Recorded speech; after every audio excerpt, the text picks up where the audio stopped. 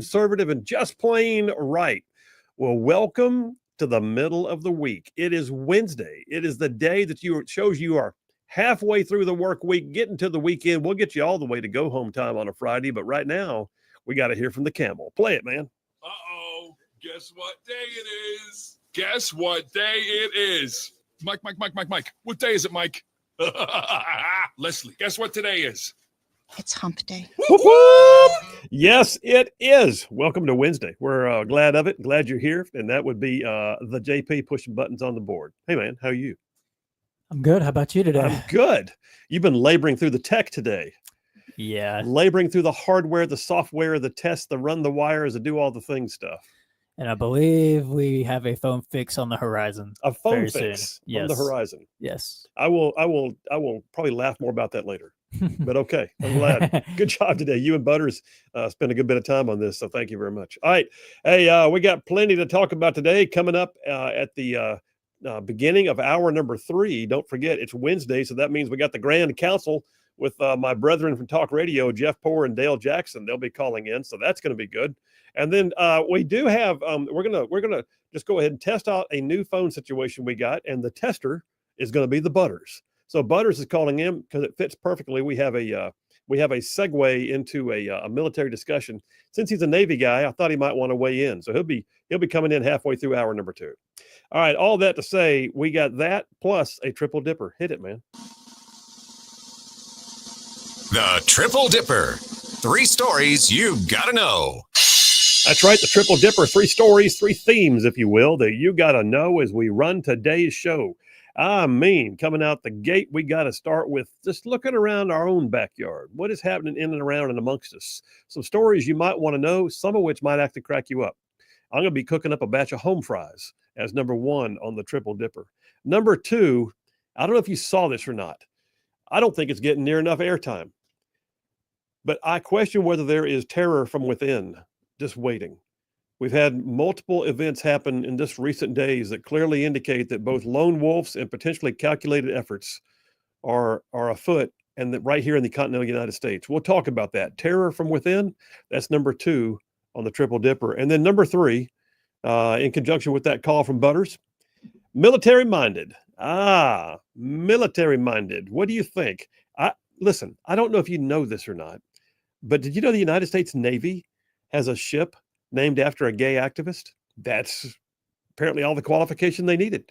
We'll talk about whether that's, don't make that joke. No, they had a ship named after. Has it been changed or is it going to be changed? Well, I assume it's going to be changed. I think it's going to be changed. And somebody's going to take it to court, I guarantee. All right. A lot of things to talk about. We got plenty on plate. But right now, I got to tell you, I'm moving over to the Rightside Way opening monologue brought to you by attorney Stan McDonald.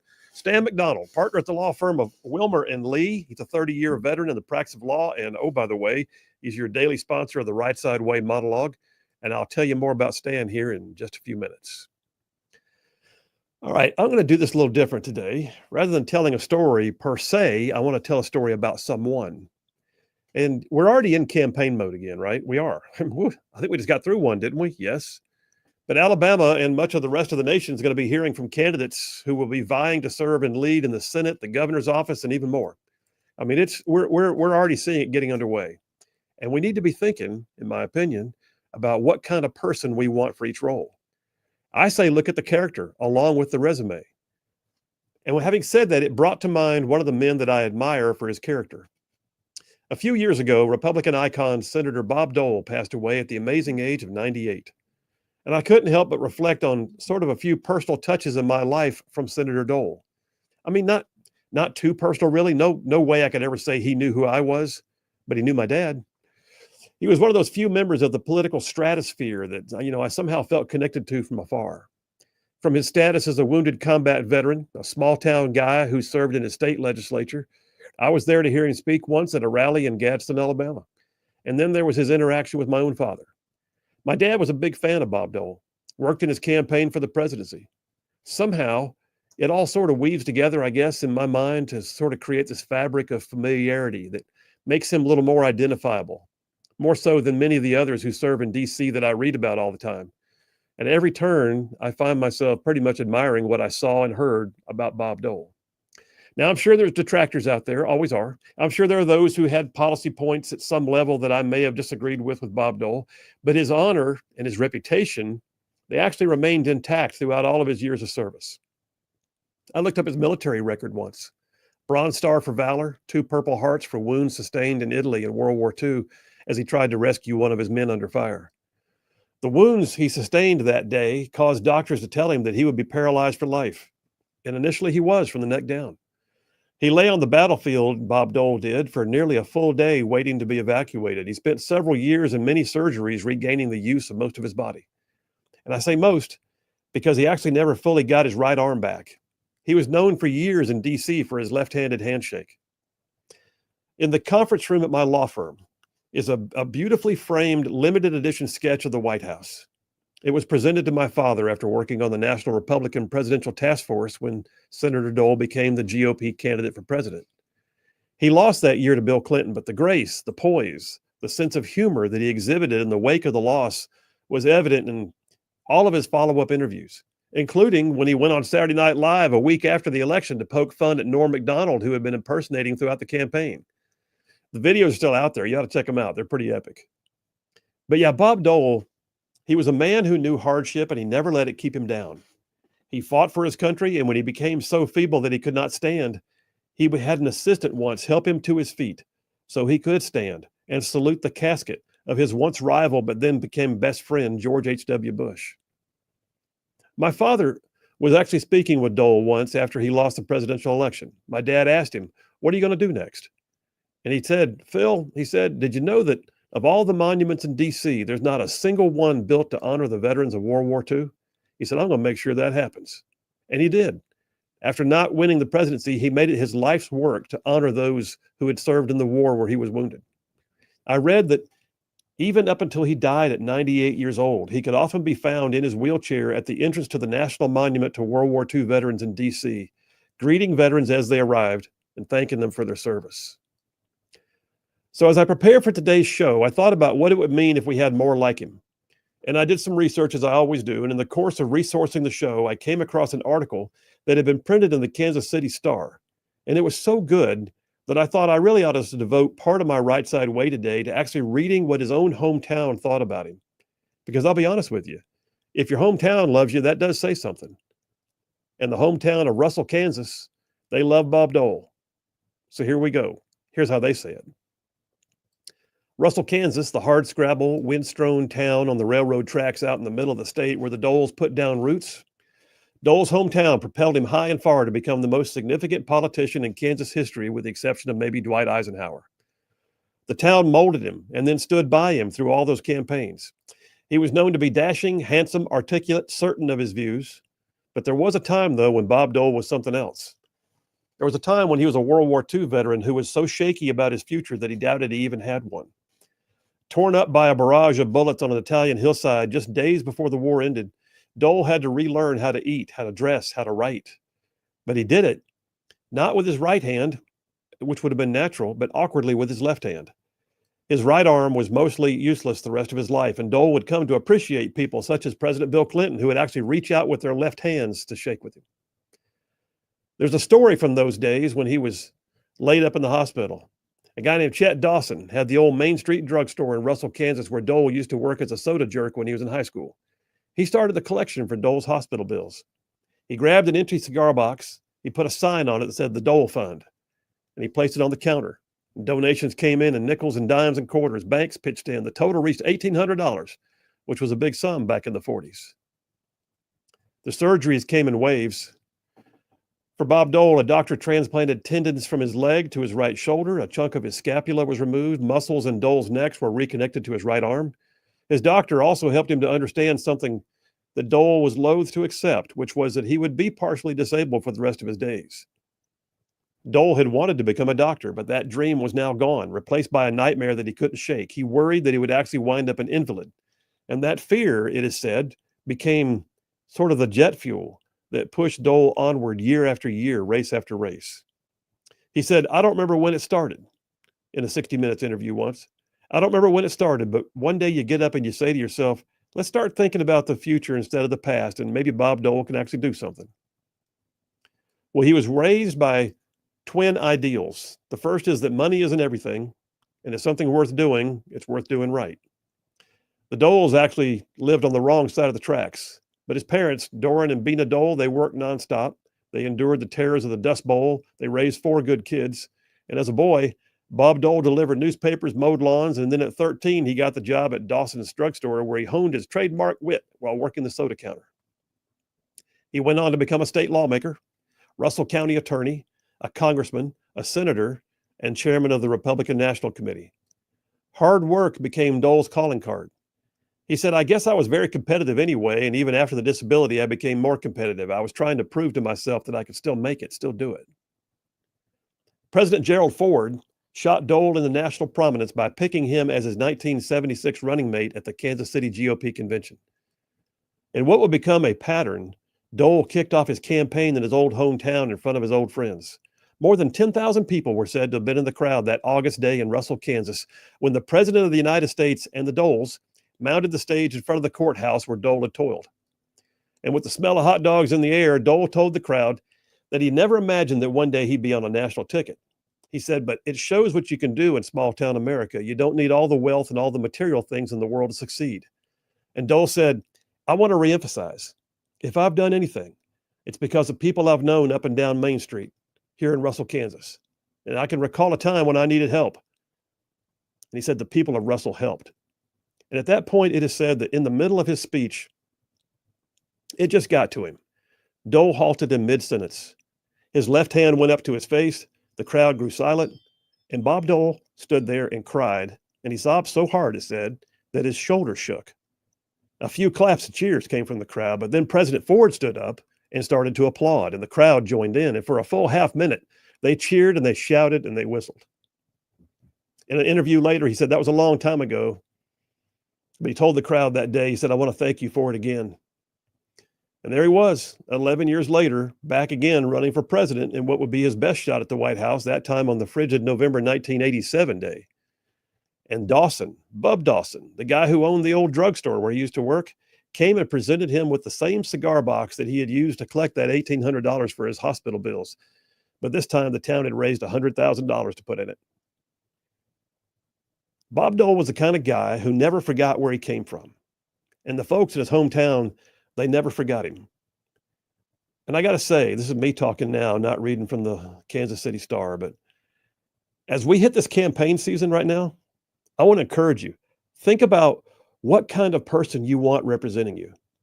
I mean, their resume might be great, right? But what kind of person are they? Bob Dole, he was not just one of a kind. There's more like him out there. But he proved it doesn't take having to have everything to be able to do something as long as you have character. So Bob Dole, I would say, is an absolute profile in character. And that's a wrap for the Rightside Way. Yeah, very cool story. And I believe that when a hometown loves on you and wraps you up like that, you know you've done something that you can be proud of. At the same time, he stood on the national stage and he kept his name intact. He did. Not everybody can say that. Bob Dole, profile and character. Y'all stay tuned. We'll be right back.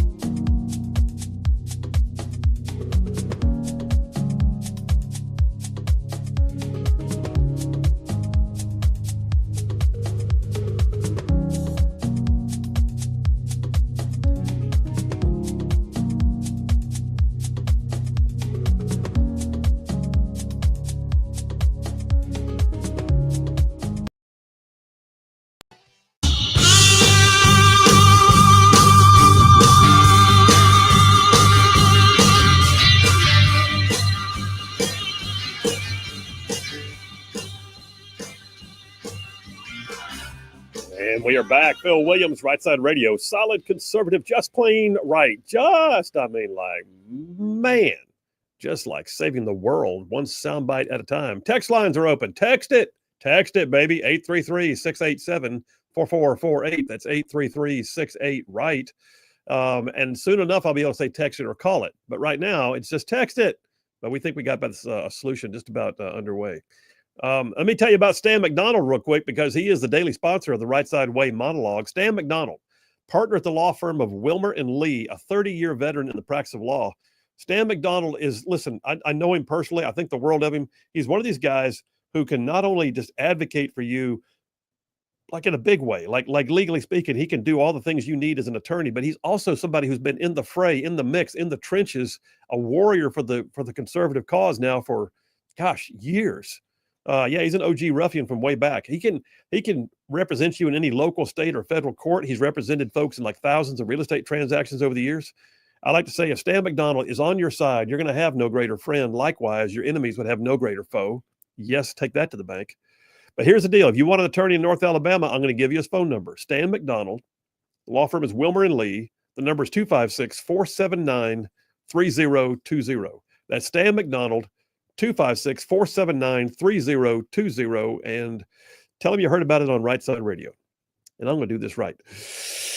No representation made. The quality of legal service be informed is great. The quality of legal service for all lawyers. Wow. That was great. Stand back in amazement. Yeah. That's pretty much a 10. I can't find any critique there. I'll give you a 10. I was waiting for that little fudge at the end, but it didn't come. The end always gets me, and I can't figure out what word it is there that gets me. Maybe the performed. I don't know. But anyway.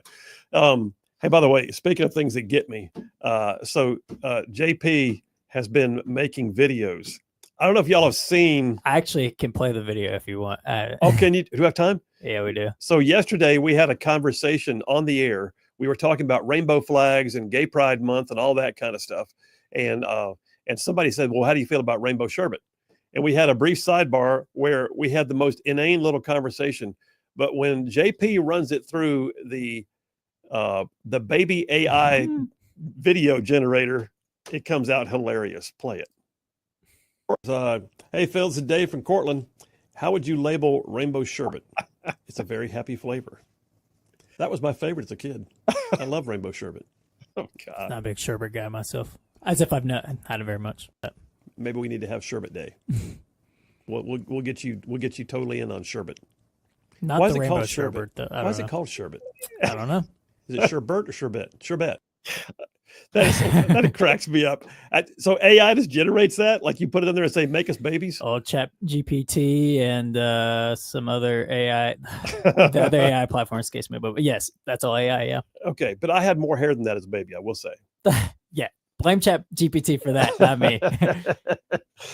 If you want to see that, it's on our social media, at Rightside Media on X, or you can get at Sin Phil Williams, my personal account on X. It's anyway. That is just too funny. You got to do some more of those. All right, we're taking a break. We'll come right back. Text lines are open. I'll get some of those, and I'll jump right into home fries. Phil Williams, Right Side Radio. Y'all stay tuned. We'll be right back.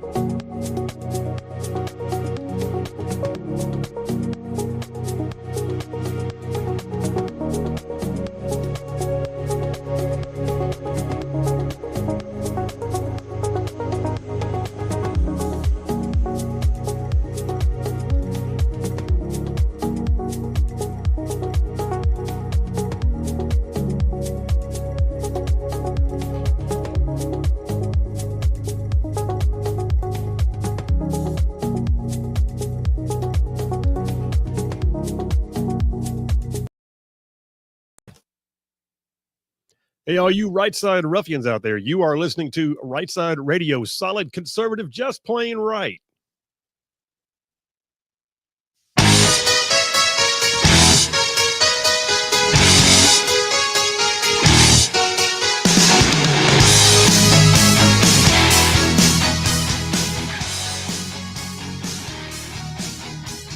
And we are back. Phil Williams, Right Side Radio, solid conservative and just plain right. Man, covering down on some major ground across the southeast U.S. of A. Y'all, I'm talking about this show. This show. I mean, it goes like from Huntsville back over to Chattanooga, from Tuscaloosa back over to Gadsden. I'm talking about down to that loveliest little village on the plains we call Auburn, straight across the border from there to what we call, once again, Fort Benning. And then big old patches of North Georgia and Mississippi all thrown in just for good measure. And that's just the radio audience. Then there's all y'all that go out there in the World Wide Web, anywhere in the big wide world, and you can stream the show. You are streaming the show and also picking up on podcast afterwards. So thank you very much, every one of you. We love being a part of this, of your lives every day. So I'm going to jump into some home fries in a minute. I got to get a few text messages. Jerry from Decatur said, I've been through Russell, Kansas as a trucker. It truly was all Bob Dole. What a great American and a great fighter, airborne. Thank you, Jerry. Appreciate you. By the way, we have some comments. People enjoyed that baby AI video. Oh, yeah. We got one that just says, "Oh my goodness," with 4 laughing emojis. But then we also got John from Huntsville who said, "If you do a baby AI of Dale Jackson, he still looks exactly the same." That's hilarious. Jack from Huntsville says, I always trip people up when I ask them how many R's are in sherbet. But you left off the H, dude. It's sherbet. Anyway, he said, how many R's are in there, Colonel? There's 2. Wait, no, 1. There's 1. Sherbet. But isn't it sherbet? Sherbet. That's what I'm saying. It's sherbet. Yeah, 1. sherbet. JT Lacey Springs says, your legal disclaimer was 2.8 seconds. How about that? By the way, he said, monologue. You never know a person until someone goes in depth to disclose their life. It's true. Roxanne from Harvest said that was a 10. I think that she means the monologue, I guess. I concur. Thank you, Roxanne. Appreciate you. Is she talking about the disclaimer or the monologue? The disclaimer. Oh, yeah. Thank you, Roxanne. John from Huntsville says, Phil, fantastic monologue and happy Camel Day. Also, did you hear that according to 1819 News, meteorologist James Spann is receiving death threats and online abuse due to his views on the Gulf of America name change? By the way, JP, the Stanley Cup Finals begin tonight, and Edmonton Oilers and Florida Panthers. There you go. I have to check that out. And I did see the article about James Spann. It's amazing. People get ticked off of the weather, so they assault the weatherman. It makes no sense whatsoever. But, and he wasn't even saying any of his views on it. He was simply calling it the Gulf of America. Yeah, but I'm talking about there's people that get on to him all the time. You screwed up the weather. Mm-hmm. I think he made the point in the article. He said, have you ever tried to fill out a March Madness bracket? Did you get them all right? Well, then it's like, okay, well, did you want like 20 tornadoes to come through Alabama? Like, you should be happy that he was wrong. That's exactly right. Dave from Capshaw says, I literally ran into Senator Bob Dole back in the 80s. I was touring the Capitol building. I was walking around looking up at the dome when I ran into someone. I looked down, discovered it was Senator Bob Dole. We both apologized, and then he laughed. That's good. That's great. Victor from Huntsville says, Phil, I saw some of those post-election late-night TV appearances by Bob Dole. My thought was if that Bob Dole had campaigned, he would have been elected. Yeah, I agree with that. I think that he was a lot looser when he was enjoying himself. The campaign speech, he always appeared a little wooden. But I'll never forget. So when he spoke in Gadsden, Alabama, we had an outdoor rally near a monument by the river. And he was there to support Robert Adderholt for one of his first runs for Congress. And at the time, Adderholt, I want to say, was like only like 29, 30, 31 years old, and running for, like I said, I think his first term in Congress. And Senator Dole was up there speaking for him, and Adderholt was sitting on a chair behind him on the dais. And he says, I'm here today to support Robert Adderholt. He's got a great future ahead of him. Robert, how old are you, by the way? And he see Adderholt, like, this is not the question he wanted. He goes, 31. He goes, 31? My gosh, I've got socks older than you. And then he caught himself and realized he had kind of cut on him. And he's like, but I'm sure you'll do a great job. Yikes. Yeah. Anyway, but I thought that was hilarious. Socks older than you. All right, last one real quick before I start the dippers. Jeff from Indiana says, if you ever needed a pen, you could always get one from Bob Dole. He always had one in his right hand. He did. that right hand. That was his shtick, JP. If you ever see pictures of him, he put something. His hand was not functional, but he would put a pin in it like this because it gave it the appearance of doing something, and so he walked around with a pin in his hand most of the time. But he could swing his arm, but he couldn't use it, so he always shook hands with his left. Anyway, all right. Listen, I gotta touch on something. I'm gonna chase a rabbit. JP and I were talking about this before the show. This just so gets under my skin. Like, not a little bit, a lot. Like, embedded. This impales me. It is so under my skin. So, story is atop of Fox News. Karine Jean-Pierre, the infamous glass ceiling breaking KJP, has announced that she has left the Democrat Party, considers herself to be an independent, and has a tell-all book about the Biden White House coming out. Do you have any sound effect over there that ranks well enough to get that one taken care of? I mean, crickets followed by jackassery. I like it. So, I mean, this is two things. This is, I know a way to make a whole lot of money. And the other is, I better control the narrative and do a little CYA before they subpoena me in there to give testimony. This is absolutely obnoxious. We were talking about this. Your thoughts on it? So, I mean, the Jake Tapper book, it's annoying, but I mean, it's like, okay, whatever. I can see it's pretty obvious what he's doing. He's trying to make money off of the Biden media cover up, whatever, which he was a part of. But if you're going to talk about the actual administration itself, and people who covered it up and gaslit the American people to not ask questions about it. Yeah. Who were the liars in chief? Karine Jean-Pierre is at the top of that list. Literally, maybe like her and Joe Biden are 1A and 1B. She was the liar boss. Yeah. I mean, she went out there every week and shamed reporters who asked questions about it. I think Karine Jean-Pierre started the whole cheap fakes narrative where the videos of Biden stumbling around looking lost. Oh, those are cheap fakes. And like, not just a random staffer in the administration that's writing a book, the top person who was responsible for it. I think there's only one person I could think of that would be more obnoxious to write a book, and that'd be Jill Biden. Yes. If Jill Biden wanted to write an expose, it might be worse than KJP. But right now, you're right. She's the gaslighter in chief. And I mentioned this to you off air. If we got like halfway through the administration and Karine Jean-Pierre was like, I can't do it anymore. Yeah, I'm done. I can't keep lying. This is ridiculous. I can't be a part of this. I would have respect for her for doing that. But she wrote it to the bitter end. And now that it's done, she's wanting to act like she wasn't a part of it. And I was appalled by all you are the chief person and responsible for that. And by the way, you're the one who mocked people for saying what apparently you're about to say in your book. Yeah. She's going to come out with, in fact, I'll open the article. I looked at it briefly. This is just so obnoxious.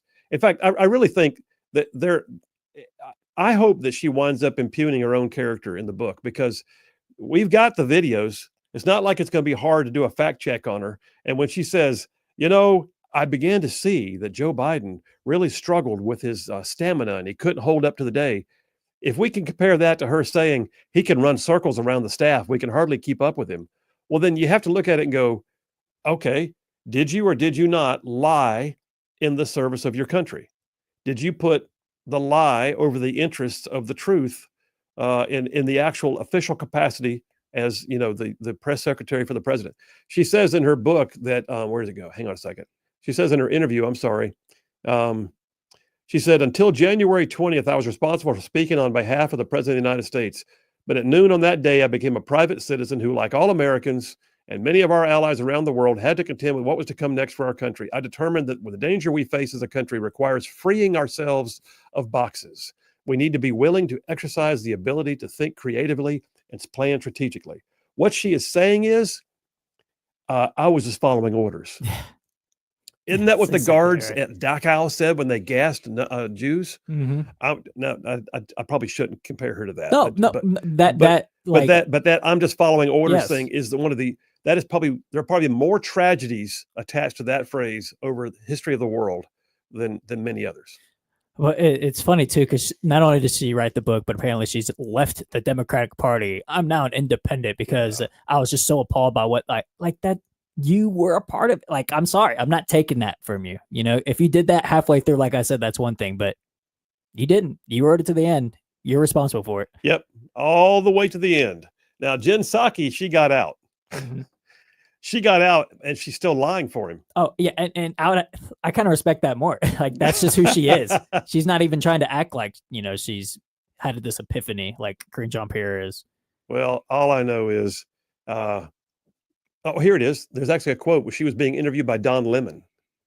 Yeah, Don Lemon. She once told CNN host Don Lemon that after he asked a question about Biden's ability to serve a second term, she goes, Don, you're asking me this question. Oh my gosh, he's the president of the United States. I can't even keep up with him. And now she's going to write a book about how bad things have been.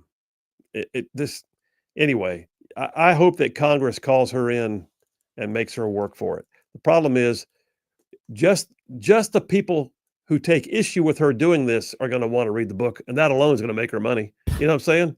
Like people like me who want to be able to say, it says on page 42, you bold-faced liar, that this is yada, yada. Well, I have to get the book to be able to say that. She knows what she's doing. She's a media hack, and what she's done for years is try to control the narrative, and that's exactly what she's doing again. It's a CYA for herself. She's trying to control the narrative. And oh, by the way, if I can make a buck while I do it, yay for me. That's where she's at. And she's going to make the speaking circuit with her Raggedy Ann hairdo. Just saying. Shameless. Me or her? No, her. All right, take me to a break, JP. We'll take that break. We'll come right back, and then we'll jump on into some home fries. Phil Williams, Rightside Radio. Y'all stay tuned. We will be right back.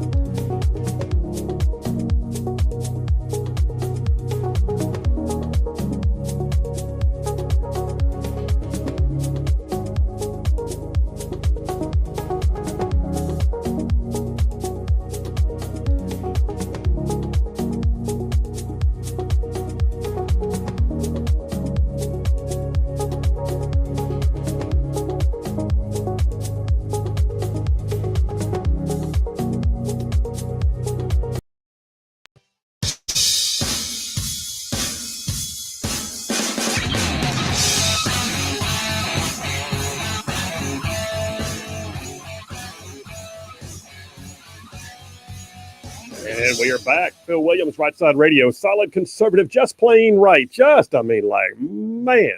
making common sense like a superpower. All right, listen. I got a bunch of text messages for y'all. I will catch up with them some more here in a few minutes, but I got to tell you, every once in a while, I am looking up the sourcing of my stories to come in here and do all that I can to do what I call the 4 E's, to educate, enlighten, empower, and entertain you on what it means to be a conservative in today's crazy world. Here I am. But sometimes when I'm doing that, I look around and realize, you know what? We got to pay attention to where we live. It's not always about DC. It's not always about what happens on a far-flung shore somewhere in a foreign country. Sometimes it's about what happens in your own backyard and things you got to know that are happening in and around and amongst you. I like to call that cooking up a batch of home fries. Oh, yeah. Cook them up, man. Gonna cook them up. All right. So since I got audiences in both Alabama and Tennessee and Georgia and Mississippi, I got to spread it around a little bit. But I'll tell you right now, I decided I was going to start light. JP, I'm going to ask you a question. I want a serious answer. Okay. Where exactly do you acquire a pet zebra? I already know where you're going with this. How do you get a pet zebra? I don't know. I don't know if there's some like zebra market out Is there a zebra store? Like on the dark web or something. You got to go look for it. I don't know. Apparently, zebras are indeed categorized as Class 3 animals in the state of Tennessee. What does that mean? Pray tell. What is a Class 3 animal? This means that along with llamas, camels, and giraffes, they don't require special permits or paperwork. I still don't know where you get one. I don't know. I have no idea. You find one, go to Africa, get one yourself. All I know is, old boy bought himself a zebra in Tennessee here recently, and like within a day of acquiring his pet zebra, that said zebra just like day before yesterday began running loose through the streets of Nashville. It's like it got loose. The videos are great. I've seen them. Yeah, and it actually got on the interstate. They got out there on I-65 in the interstate near around the Nashville area. And they had to shut down the entire interstate. Like the article I've got here from the New York Post says that it created havoc when it ran along the greater Nashville interstate over the weekend. Broke loose on Saturday, apparently, just a day after its owner purchased it from, I assume, the zebra black market. Well, we had the zebra on the interstate, and then what was it, a month or two ago, we had a kangaroo on the Alabama interstate. That got loose from the zoo. So, all right, is that a Class 3 animal in Alabama? I don't know. I doubt kangaroos are allowed to be had in Alabama as pets. But how do they lump llamas, camels, giraffes, and zebras into one class? I don't know. That's like that feels very random. That is maybe they had some zoologist come in and break it down for them. All I know is that's one of the wackiest stories that I've seen. But since it relates to where we were, I thought I'd kick it off light. And yes, by the way, if anybody out there knows where you can buy a pet zebra, my grandkids want to know. I don't want them to know, but I want to know anyway. So just everybody go to Phil's house for the pet zebra petting zoo. Oh, yeah. What would you name your pet zebra? I don't know. Zoe. I'd have to ponder that for a minute. It would have to be a Z name. Yeah. A Z name, like Zoe. Yeah. Yeah. Okay. Zoolander. Zoolander the zebra. All right.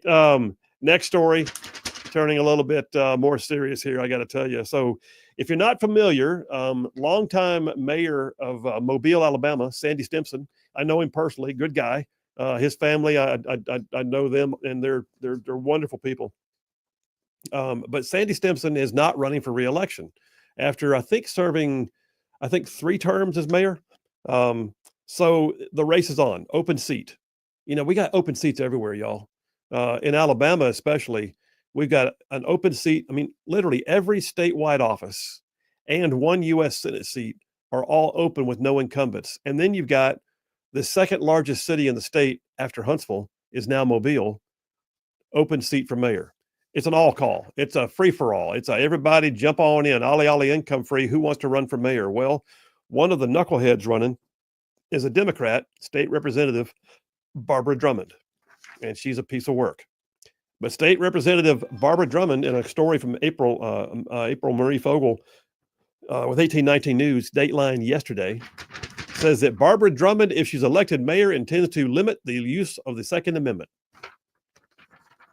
Basically, she's saying, this is her quote, If elected mayor, I will spearhead an effort by cities to demand the legislature repeal the Open Carry Act and empower municipalities to ban guns in public areas. There's a platform to run I on. was about to say that's a winning strategy to win mayor of Mobile, Alabama. You would be surprised though. Is it West Mobile? No, not West Mobile. It's out towards Saraland and that area. It gets very blue. That's where like State Senator Vivian Figures is from, out in Pritchard. And so we used to live down there, and it's crazy. Mobile, by and large, is a conservative stronghold, except that its outlying areas have some very blue areas, and that's why you have like Vivian Figures has been a state senator for 20 years, and it just anyway, lots of blue down yonder. Lots of blue down yonder on the coast. But I'm pretty sure that the good folks of Mobile, even a lot of them in the blue areas, are not overwhelmed with the idea of, hey, let's get us a mayor who says we can't have our Second Amendment rights. Yeah, I doubt it. Just not going to happen. All right, we're going to take a break here momentarily. How long I got for the break? About a minute? I tell you what, I'll start with this. I'll just go and kick it off. Nope, I'll hold that one. Can Bruce Pearl run for Senate? We'll talk about that when we get back from the break. I will tell you this, though. Tommy Tuberville is not just on the ballot for governor. Tommy Tuberville is actually on the ballot right now to be inducted into the College Football Hall of Fame. I know I'm getting in your space right now, JP on sports. But Heisman Trophy winners Mark Ingram, Cam Newton, and Coach Tommy Tuberville, all with their Alabama connections, are in this class of inductee potentials. They're being nominated. They still got to be voted on. The whole thing goes through a process. But yeah, Tuberville is on there as a potential coach inductee, and for his time at Auburn, and that could be huge. Pretty good. And I said that to you off air. I would say, Tuberville through Ingram through Newton, that era of Alabama football statewide was peak. Like, we had the 4 national champions in a row from the state of Alabama with Bama, Auburn, Bama, and you had Tuberville and Newton and all the Heisman winners. It was a great time. And that for a while there, we had more Heisman Trophy winners than y'all did. Not anymore, though. All right, we're coming right back, and I have a question for you. Can Bruce Pearl run for the U.S. Senate? I've got a possible answer for you. Phil Williams, Rightside Radio. Y'all stay tuned. We will be right back.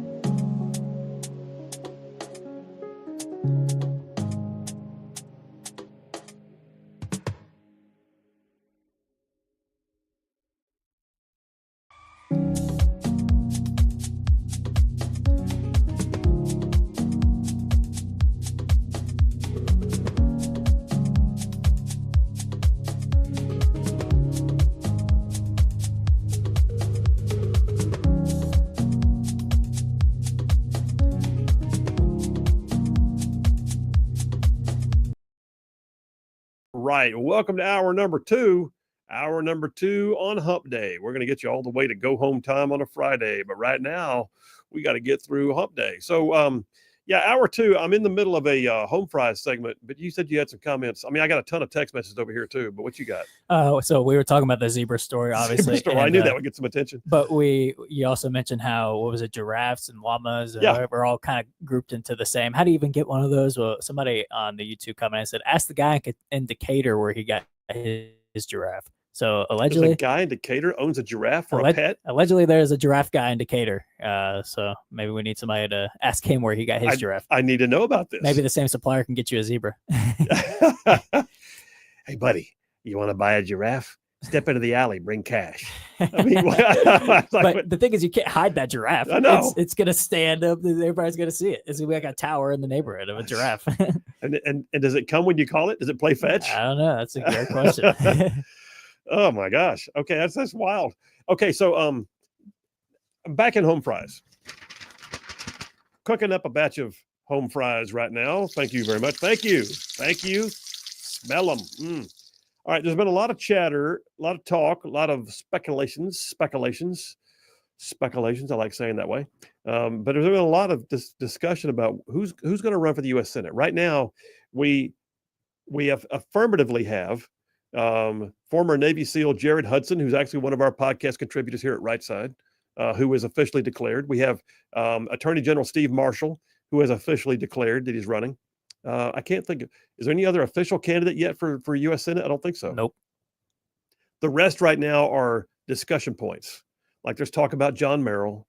There's talk about Caroline Dobson. There's talk about Bruce Pearl. Barry Moore too, man. Oh, and Barry Moore. Thank you very much. I knew there was somebody else forgetting. So Congressman Barry Moore. So there's a speculation right now about Bruce Pearl. Can he run for the U.S. Senate? And I'm thinking the answer is going to wind up being no. And I don't know if he really wants to, if he's been exploring it. We do see, you've commented before, we do see him up in D.C. a lot, right? But here's the thing. Story here from Yellowhammer News, Dateline yesterday. Our buddy Yaffe wrote this one. He's going to have to overcome some major obstacles if he wants to run for Senate as a Republican, says Yaffe. According to the Alabama Republican Party bylaws, I know this to be for a fact. By the way, I was on the executive committee for the state party when we passed these bylaws. Those who have officially financially contributed to candidates of another political party in the last 6 years would be restricted from having ballot access. What does this mean? The state bylaws to be a qualified candidate, because the way it works is if you want to run as a Republican, then you first have to meet certain criteria like age and that kind of thing. You're not a felon. And then you have to then be qualified by your party. Your party is allowed to say, we don't want you. And we've had that. We've had times when that's happened. The party's also allowed to look at you and go, I'm sorry, but under our bylaws, you can't do it for X number of years because, and in this case, there's apparently records that show, and this blows my mind, man, that show that he gave $1,000, Bruce Pearl did, $1,000 to elect Shamari Figures, the Democrat who beat Caroline Dobson to be a part of our congressional delegation. So basically, the reason why we have a 5-2 split now in our red state, congressional Democrats, is because Shamari Figures won his election, and Bruce Pearl gave him $1,000 for his campaign. So you can't support a Democrat and then for 6 years be allowed to run as a Republican. That was a big seat, so that kind of pisses me off. Yeah, not the only one though. He also gave $1,000 to somebody named Don Davis who ran for Congress in North Carolina. I don't know the connection. I don't think he's connected to Shamari Figures that I know of, or maybe Don Davis.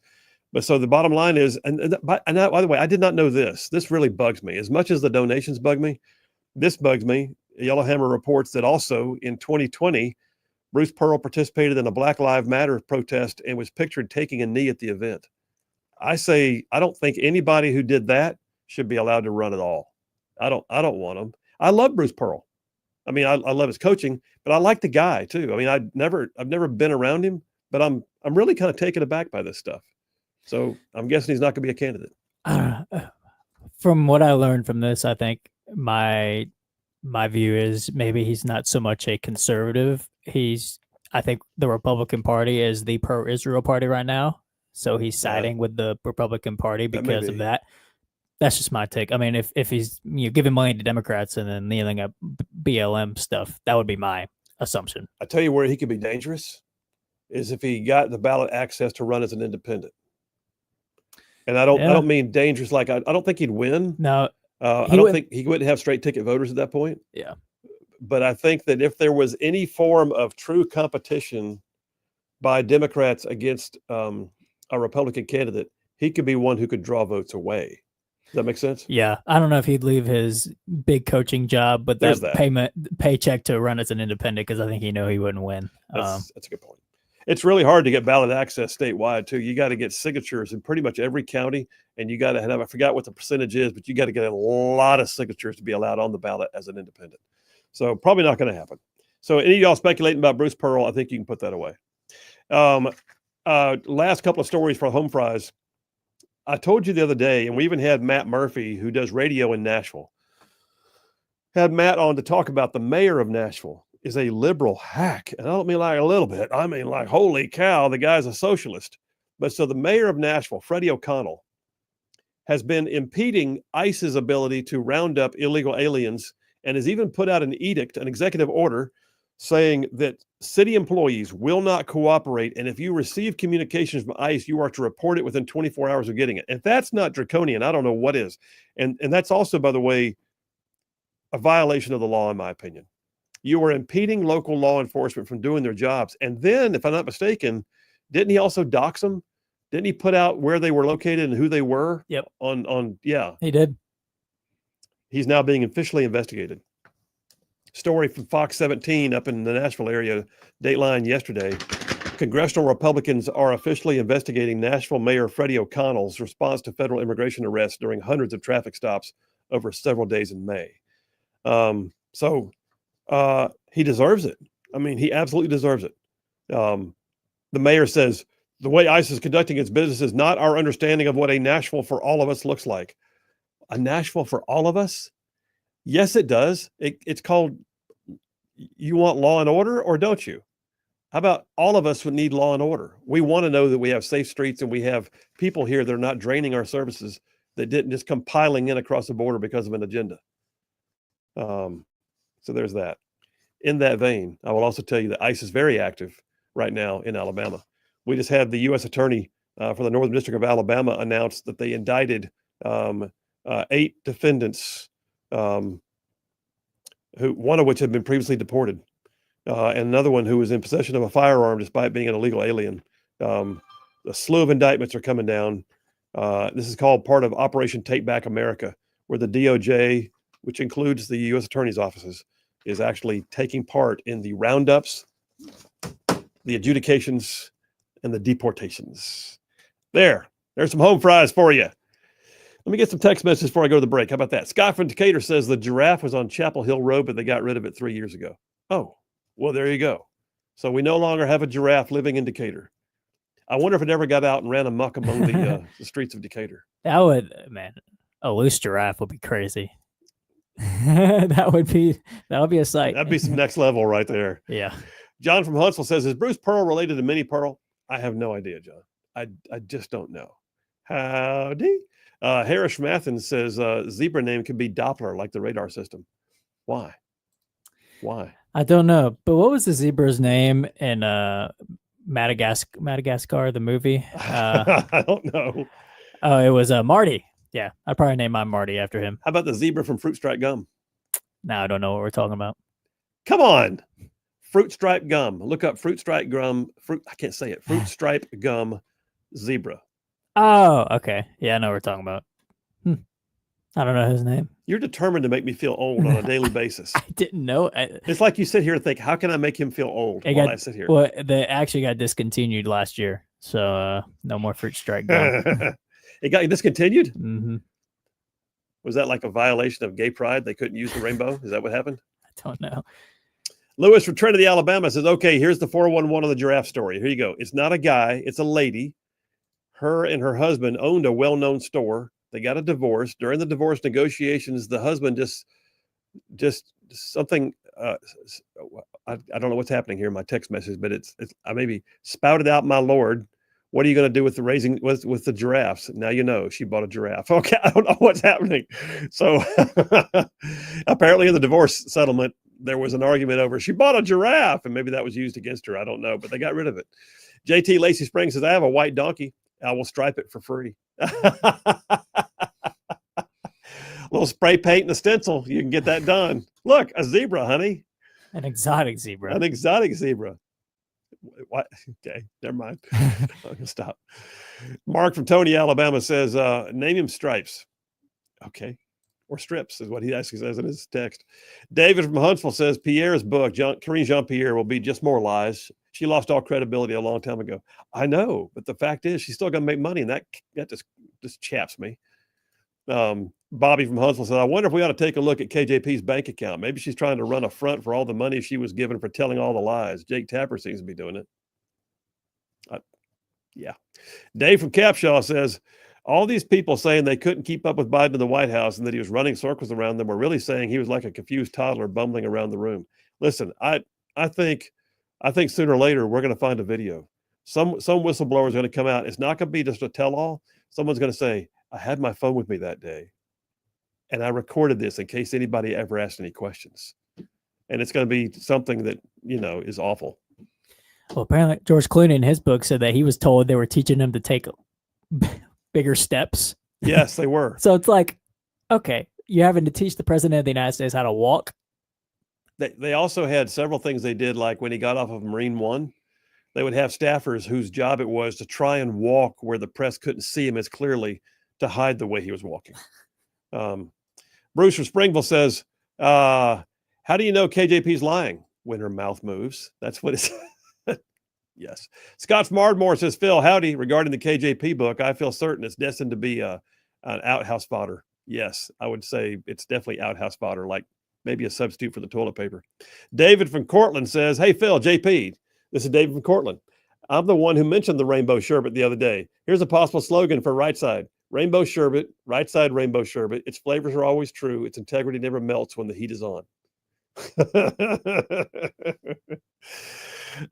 David, you're getting carried away there, brother. All right, last two, and I'll go into a break. John from Huntsville again says, did you know that guy has a zebra has the most deadliest kick of any animal? I have not heard that. I speculate on this, John. Send me proof. Jeremy from Madison says, I work construction. I walked in on a conversation today that an illegal alien had been deported and returned to Alabama within days. He scoffed at the idea that the border is secure. Well, there you have it. But not no mo. All right, listen, we're taking a break. Come right back. Phil Williams, Rightside Radio. Y'all stay tuned. We will be right back.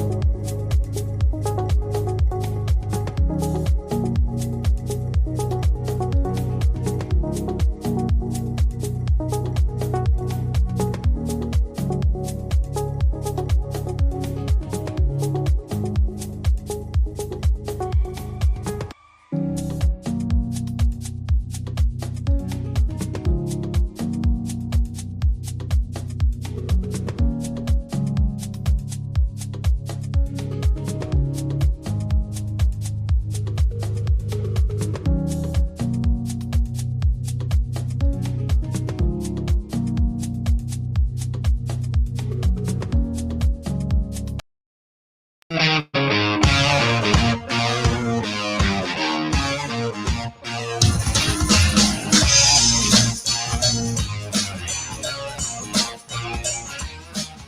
we are back. Phil Williams, Rightside Radio. Solid conservative, just plain right. Just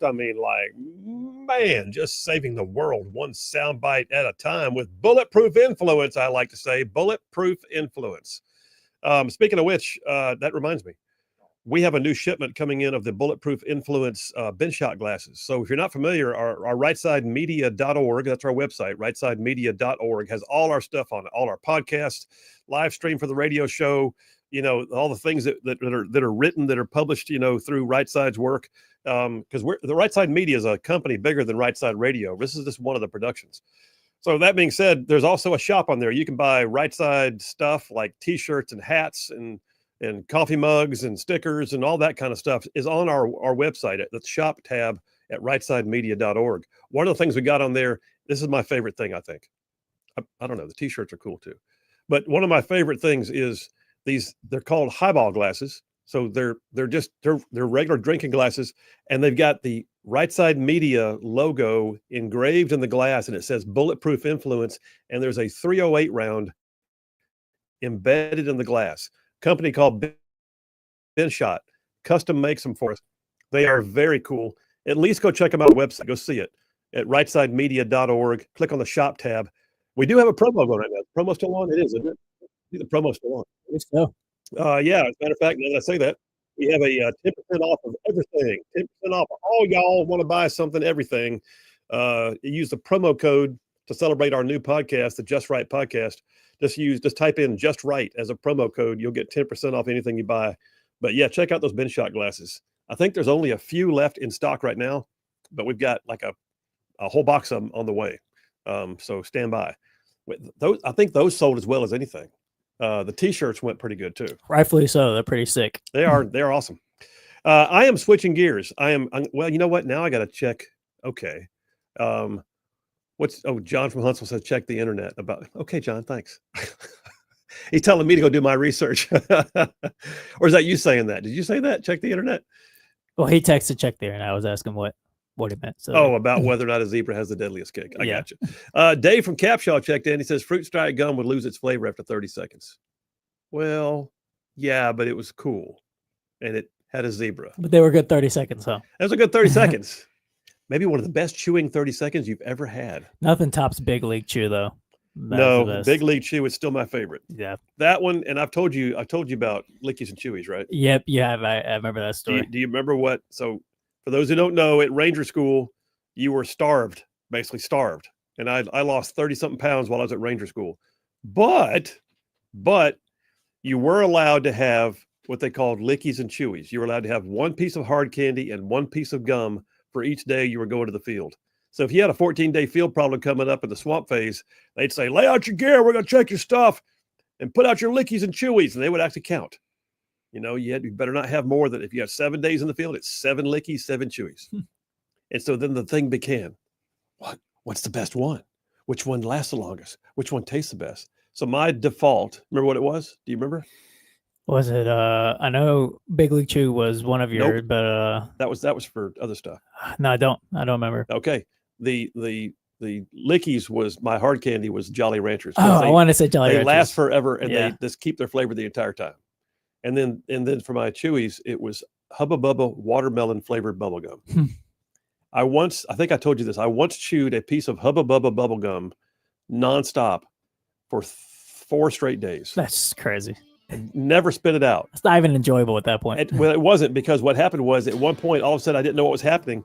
Its molecular structure finally quit, and it turned into foam in my mouth. It's all of a sudden it just dissolved and turned into foam. Like it just decided, we're done with you. No one should chew us for 4 straight days. If you won't spit me out, I'm leaving. That's right. It just went away. All right, we're coming right back. New Dipper. Going to talk about some military stuff. Military minded. That's next. Phil Williams, Rightside Radio. We'll be right back.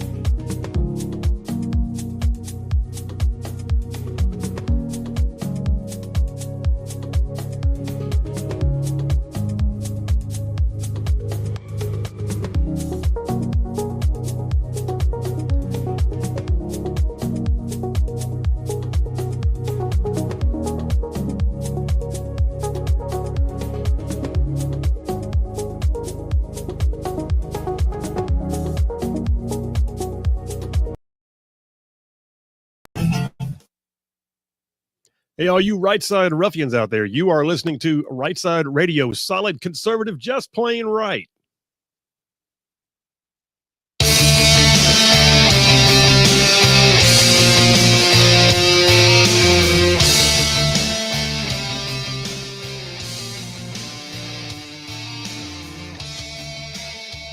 And we are back. Phil Williams, Right Side Radio, solid conservative, just plain right. Man, covering down on some major ground across the southeast US of A. Y'all, I'm talking about this show. I mean, it goes like from Huntsville back on over to Chattanooga. I'm talking about from Tuscaloosa back on over to Gadsden, all the way down to that loveliest little village on the plains we call Auburn, straight across the border from there to what we once again get to call Fort Benning. Fort Benning.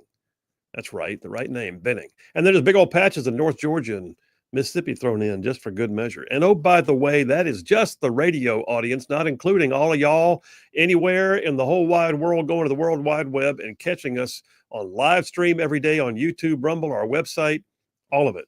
And then at the same time, a bunch of y'all pick it up in podcast form. So thank you very much. We love this audience. We appreciate you more than you could possibly know. And y'all make it worthwhile. All right, I'm switching gears. Dipper number 2. I'm going to call on audible here, and I'm going to military minded. I had it set for number 3, but I'm going to make it number 2 because it's my microphone. So, military minded. All things military. All of y'all green suiters out there at Redstone and other places around the state, veterans in the audience, pay attention because I'm about to tell you things that really relate to places you've been or things you've done. One of whom is going to be on the line right now because we are testing out a phone system fixer. And so calling in, like on a phone through our new system, is Butters. Hey, man, how you doing?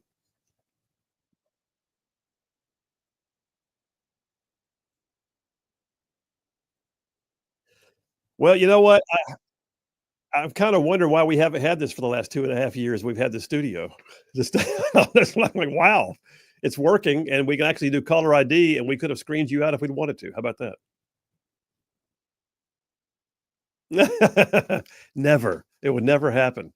But for those who don't know, we had a storm here that apparently fried some of the circuits in a part of our audio rack. That's all I was call it. There's multiple things in the audio rack, and this morning we had to narrow it down and finally decided it is indeed done. So you guys are working with a new software platform that allows people to call in, and it seems to be working there, Butterman. Seems to be working. I am too. Hey, I got to ask you something. I'm in the military-minded dipper, and that's why I wanted you to call in. In part, was not just testing the. You're a Navy guy. For those who don't know, Butters, that was actually his call sign as a naval aviator. His call sign was Butters. And how much time did you have in service, dude?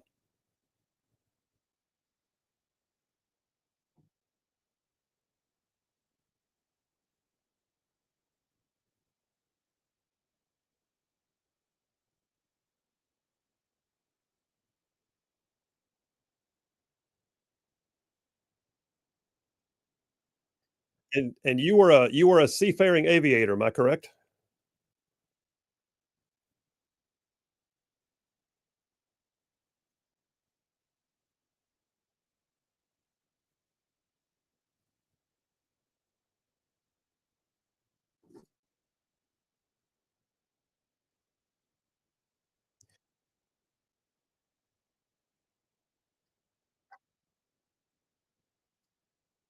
Well, let me ask you something.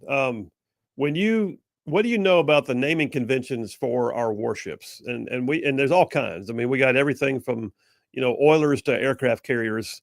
And you look at it like the USS Enterprise. I mean, you got some cool names that strike fear in the hearts of our enemies. What are the naming conventions like? Where does that come from?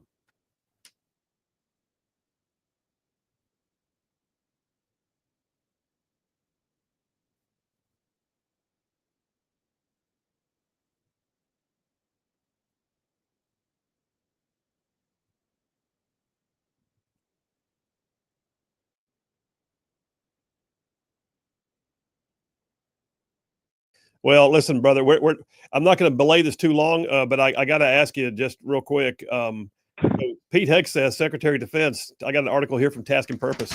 It says that lo and behold, there was a Navy ship. This is one of our oilers, like a logistics ship, which is pretty amazing what they do. You and I were talking about this morning, but they named it after Harvey Milk. Harvey Milk, the USS Harvey Milk, which was named for a LGBTQ activist. And Hegseth is saying it's time to rename that ship.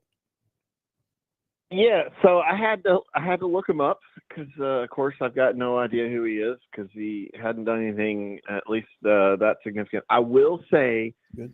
At least it looks like he served in the Navy at one point for a few years, but ended up having to get out. It looks like as a Lieutenant JG, as an O2, because of his homosexuality. So at least he served in the Navy, but yeah, I'm not really sure how that naming convention came to be. Yeah, I think it came to be because we had a strong desire to please, and during a Pride Month, someone decided let's name a ship Harvey Milk. I don't know. Does that mean when you go to sea, are you on a milk run at that point? Sure. So I did a little research on the ship. So it was named August 16th of 2016. Yeah. So yeah. What was going on back then? Who was president back then? It's kind of crazy because it was right after Trump took office. You're right. He got elected. Which of course those decisions were made long before he took office. Hang on, you're right. 2016 August. That was under the Obama administration, wasn't it? Because Trump took office in 2017. I think that's right. Why? Yes. What are you saying? Yes, because the election was November of 16, right? That's correct. But before we go too much further, one thing I will say with the military stuff that I thought was interesting in my research. So it was named in 2016. It didn't do its first underway replenishment until 2024. For comparison, the Chinese Navy can basically do the same thing and is building the same type of ship and getting it out in about half the time. Wow. Or less. Well, one of the things that Trump said is we're going to be a shipbuilding Navy again because we put ourselves in almost to a place of stagnation.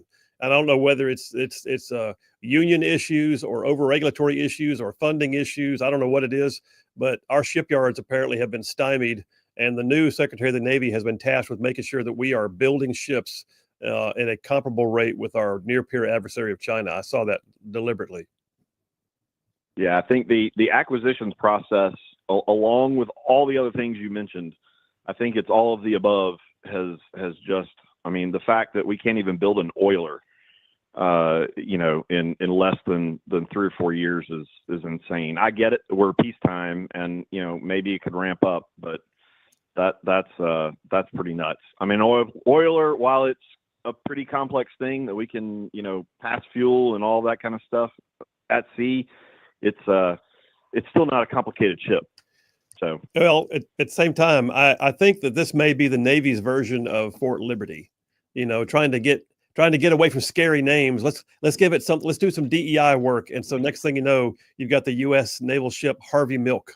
And I'm thinking, this may be the one that is like y'all's version of what the Army had to put up with all of the all the naming conventions having to be approved under DEI standards. What do you think? I would agree wholeheartedly. I'm not sure that I want to research what other names are in the chopping block for some of the newer ships, but At least like our most of our carriers tend to be, presidential minded. They're pretty, be kind of hard to sneak one in. Although I'm guessing the USS Obama's probably coming along at some point. What? Okay. I hope not. What kind of naval vessel would the USS Obama be? Pray tell. Well, so I served on the George H.W. Bush CVN 77. So the great big aircraft carrier, would be pretty likely with the president. The Reagan, you've got a Reagan carrier. So you think there's going to be an Obama carrier? I don't know. I guess not anytime soon. Not as long as we keep Trump and the MAGA folks in charge. I can't see that happening, and I sure can't see Pete Hegseth thing letting that happen. Hey, listen, while I got you on the line with me, Navy guy, there's one other story. I pulled this from Stars and Stripes. Apparently, the new Secretary of the Navy, John Phelan, he visited Anderson Air Force Base out in, is that the Philippines, I believe, or Guam? It was Guam. Is that right? Is Anderson at Guam? I think it is. Anyway, the bottom line is he visited one of their barracks, and he in his own words, he was appalled, and he left very upset. He said they were exposed to electrical wires, corroded plumbing, deteriorating walls, and there was even mold that has been painted over. And he went straight back to D.C. and he said, "By God, this is getting fixed." And so he sent out a fleet-wide directive to inspect all Navy unaccompanied housing. So basically, there's a barracks in the Navy; it's getting inspected, and he demands that the Navy will begin taking care of its barracks in a more professional manner. What are your thoughts on this? Oh, it's about time. I dealt with it when I was on the base staff at Naval Air Station Kingsville down in South Texas.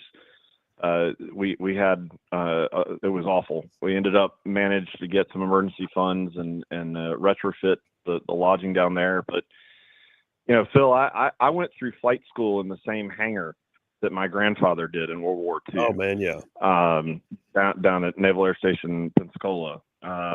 So, it's kind of a joke in the Navy, that our shore-based infrastructure is a second-class citizen. Like, it's an afterthought, right? Because we're about the ships. And so I'm not surprised that I've never been in a nice building on a Navy base. That's why I love working with the Air Force. I was about to say, who always has the nice stuff is the Air Force. I've heard it said that, Air Force and Army both need airstrips sometimes. If you told the Air Force to build an airstrip, and the Army at the same time, the Army would build the airstrip and then come back and say, "We need some money for barracks and MWR facilities." They'd say, "I'm sorry, you've already spent your allotment." The Navy or the Air Force, on the other hand, they'd build the O Club, then they build the golf course, then they build the dining facilities, then they come back and say, "We're going to need more money to actually build the airstrip now," and they'd probably get it. Yeah, it's a shame that it's taken this long. I mean, I don't remember, like I said, I served 20 years. I joined in 2001. Ever since I was in that mold, really bad, dilapidated conditions in buildings. That's all I ever knew. So, well, when I moved out, I hope it comes. Go ahead. Yeah, I hope it gets fixed. Well, when I moved out of Fort Bragg, they actually put us in these amazingly awful World War II wooden barracks. And we stayed there for 4 or 5 weeks. And one of the guys in our unit had a picture of his father sitting at the stoop of one of the exact same buildings in World War II. And they were awful. I mean, they were horrible. Listen, brother, I appreciate you. And the phones appear to be working. We're going to head to a break, but you take care, bud. We'll talk to you very soon. Okay. All right. We'll talk to you tomorrow. See you later. Bye. That's our Navy guy, Butters man. You gotta give the Navy props once in a while. I mean, they got to come on and have their say. But the fact that they got a ship named the Harvey Milk. Not no more. Not no. Can we please just let's name them like things that strike fear in the hearts of our enemies. All right, take me to a break, JP. We'll do it. We'll take the break. We'll come right back. More of this military-minded Phil Williams, Rightside Radio. Y'all stay tuned. We will be right back.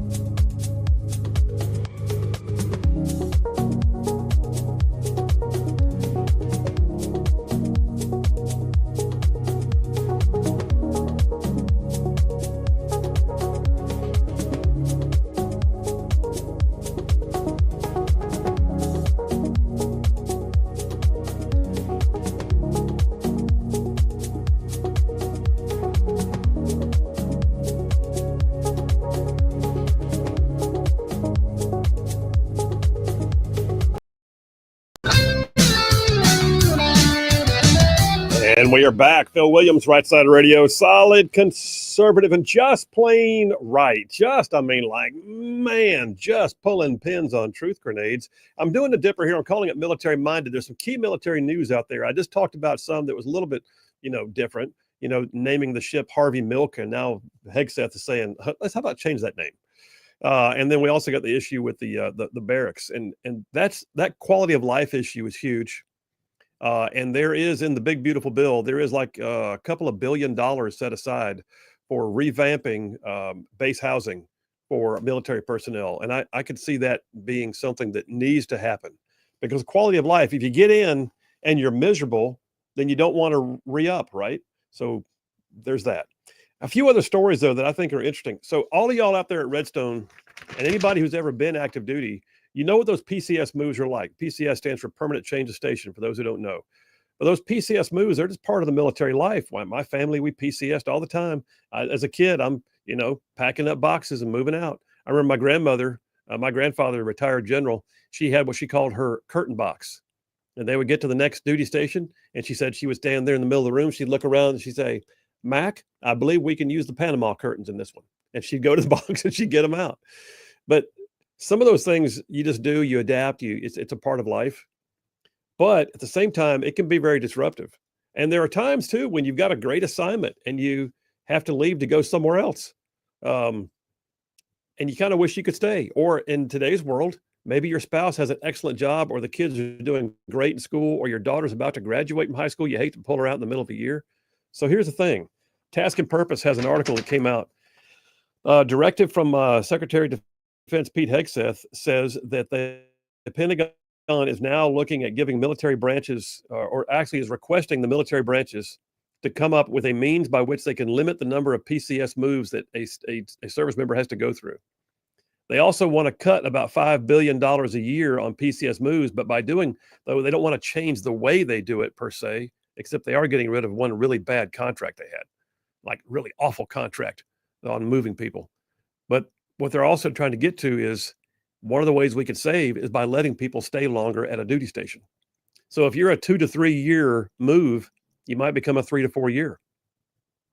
It's interesting. I'm looking to see how it's going to play out. I got family members on active duty right now, and I think they could see their way forward on that. Something else that I've got that I think is worthy of note. I've talked how many times over the past few years about military recruiting, especially the Army, which was suffering under the Biden administration and like hitting 40-year lows on recruiting, falling so short that the only way they could say they did a decent enough job was to lower the standard. So if they were trying to recruit 65,000 and they weren't hitting the mark and they were getting like 45, they would come back and reset the mark. Let's go ahead and say, how about this? We'll make it 55,000. That way we can say we hit 80%. That's nuts. Anyway, story on military.com, which is typically a liberal rag, but I went there anyway. The Army announced Tuesday, this is Dateline this week. So yesterday, the Army announced it had already reached its entire annual goal. Can I have some applause on this one? They've reached recruiting of 61,000 active duty soldiers. That's huge. That is monstrous. That is awesome. So fueled by efforts to reach out to young Americans who historically have been unqualified to serve. And anyway, all these things. Now, of course, they want to come out and talk about why. Well, Biden had something to do with this. Biden had jack to do with it. Biden is the reason why. The Biden administration is the reason why it was so awful for a while. But right now, we are seeing a complete turnaround. And just how many months are we in right now? We're at 5, we're at 6, we're about 8 months into the fiscal year right now. Ish. And we've already reached the entire annual goal of recruiting 61,000 active duty soldiers. And that's just the Army. The Marine Corps is doing well. I think the Navy and the Air Force still got work to do, but they're also way ahead of their schedule, and they're all beating the previous years. That's a great sign for where we're going. Last one I'll say is this, especially for you folks at Redstone. You got to look and see, what are the trends? What are the weapon systems? What are the things that we're trying to get to? What are the acquisition points that we've got to, to upgrade or retrograde, for that matter, a little bit on some of what we're doing? One of the things you're going to see is, and this is the war in Ukraine. If anything, the war in Ukraine has been a test bed. We can look at things that work and don't work. We can see that, by the way, we can see that conventional armored warfare is actually a thing still. We can look and we can see what it means to have certain types of weapon systems. We can also look and see how effective on the battlefield things like Javelin missiles made right here in Alabama have been done. But right now, drone and counter drone is the thing. Drone and counter drone are huge. And I think Redstone Arsenal is going to see a lot more of it. All right, ran myself up to the wire, but it's coming back right now at the top of the hour with the Grand Council, Jeff Poor, Dale Jackson, and me. Y'all stay tuned. We'll be right back.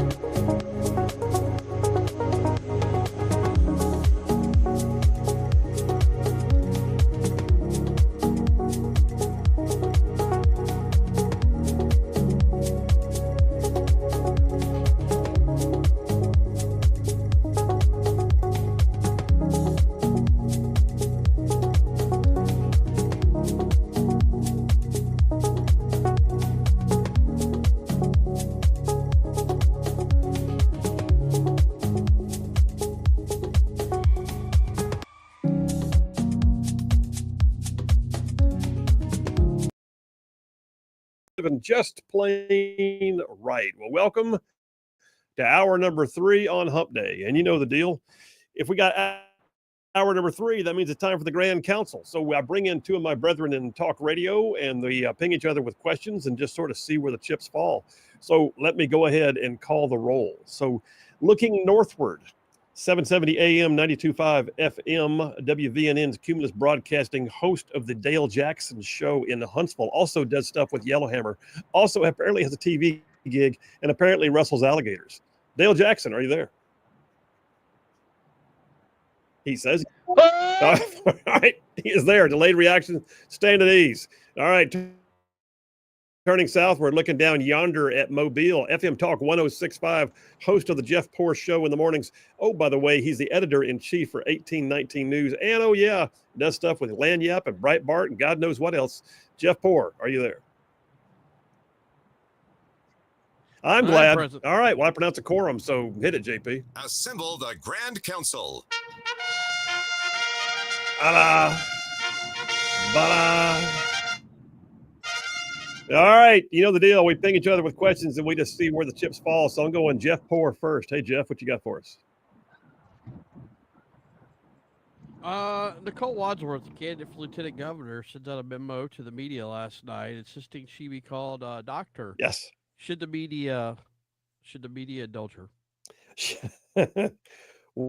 Well, I suppose it was a nice request. I mean, it did seem to be well-tempered. There could be no offense taken at the manner in which it was written. By the way, what prompted that? Before I even get into whether you should or not, what prompted that? Did somebody disrespect her somewhere?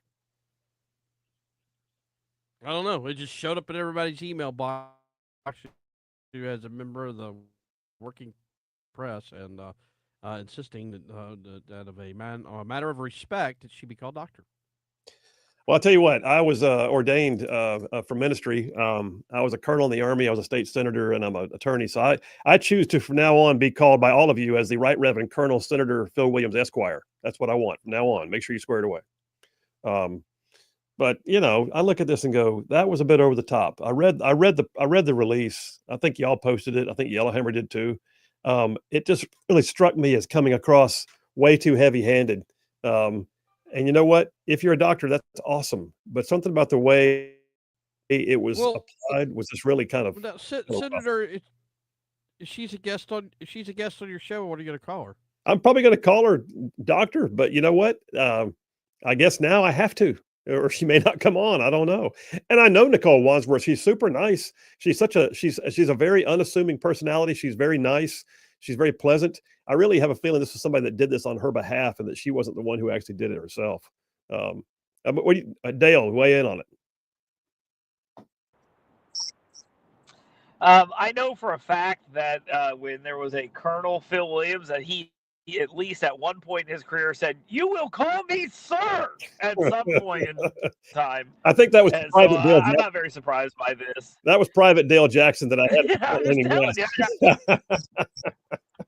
It's possible.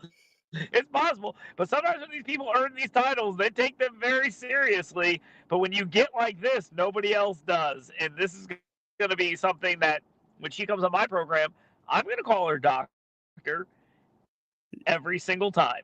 Every time I talk to her, everything I say to her will be punctuated with Dr. Nicole Wadsworth over and over and over and over again.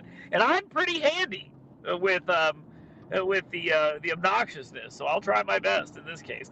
You have been known occasionally to be obnoxious. That is a thing. So Jeff, your own question. What are your thoughts?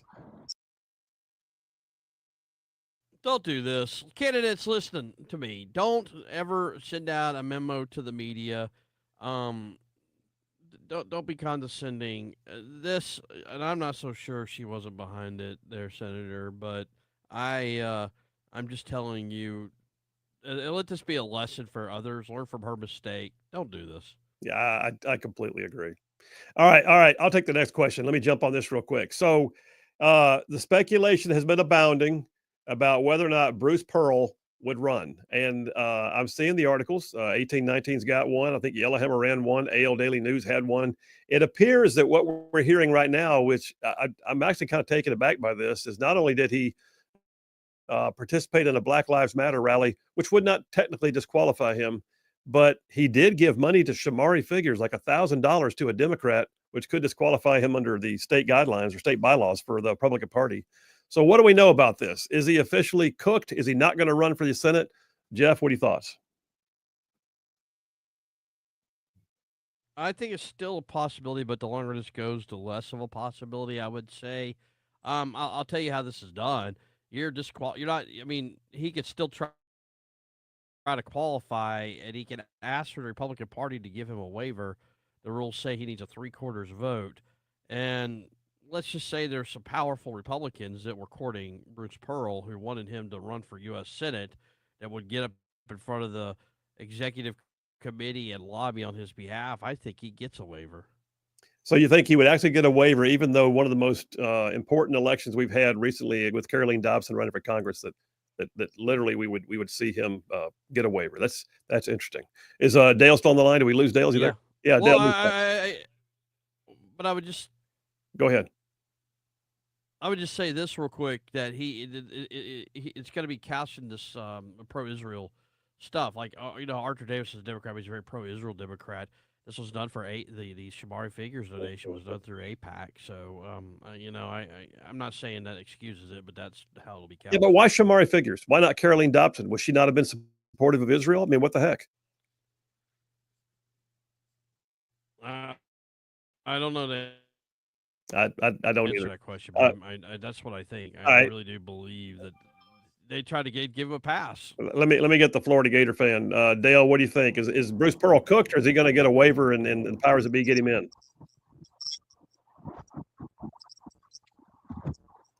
I don't see you. You just laid out pretty well why he should. But he may if he has the right people backing him. I agree. It's worse and worse as time goes on. What else do we know about him besides the idea that he's very outspoken on Israel and hates the media for hating Israel? I mean, I don't know much, and he's extremely popular. He's got name ID in Auburn. He has to abandon a multi-million-dollar contract that he's got through 2030, I think. So I just don't know that I even see it. I think it's a neat idea, but I don't think he's going to be there. All right, last question for this round, Dale. What do you got?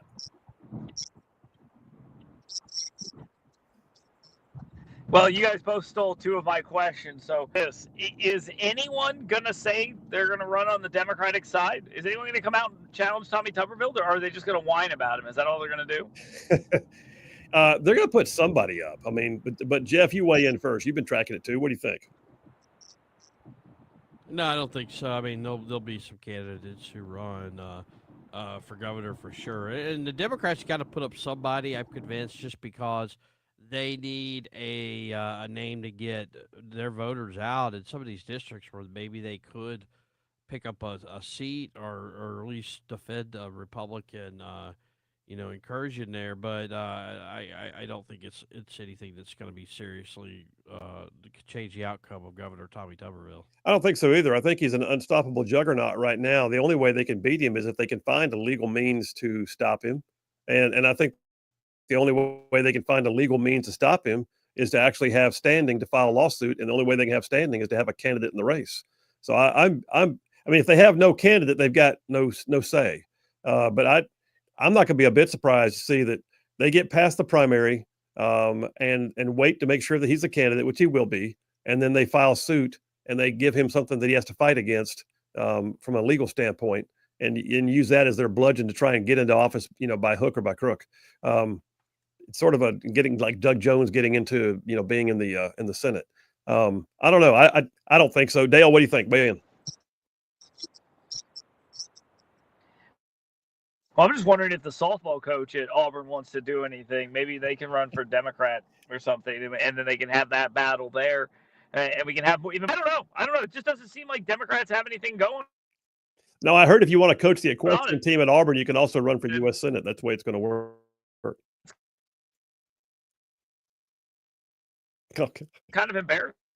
All right, we're losing Dale's connection. I'm going to go ahead and call it. That's round one.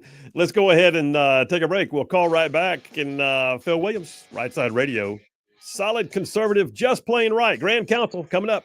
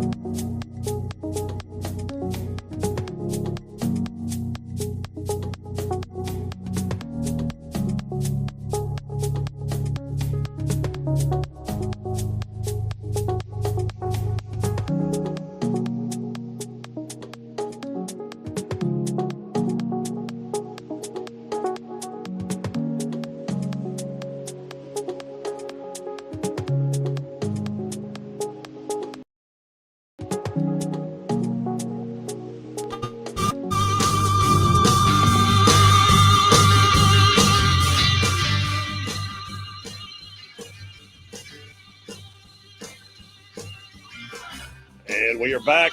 Phil Williams, Rightside Radio. Solid conservative, just plain right. Just saving the world one soundbite at a time. All right.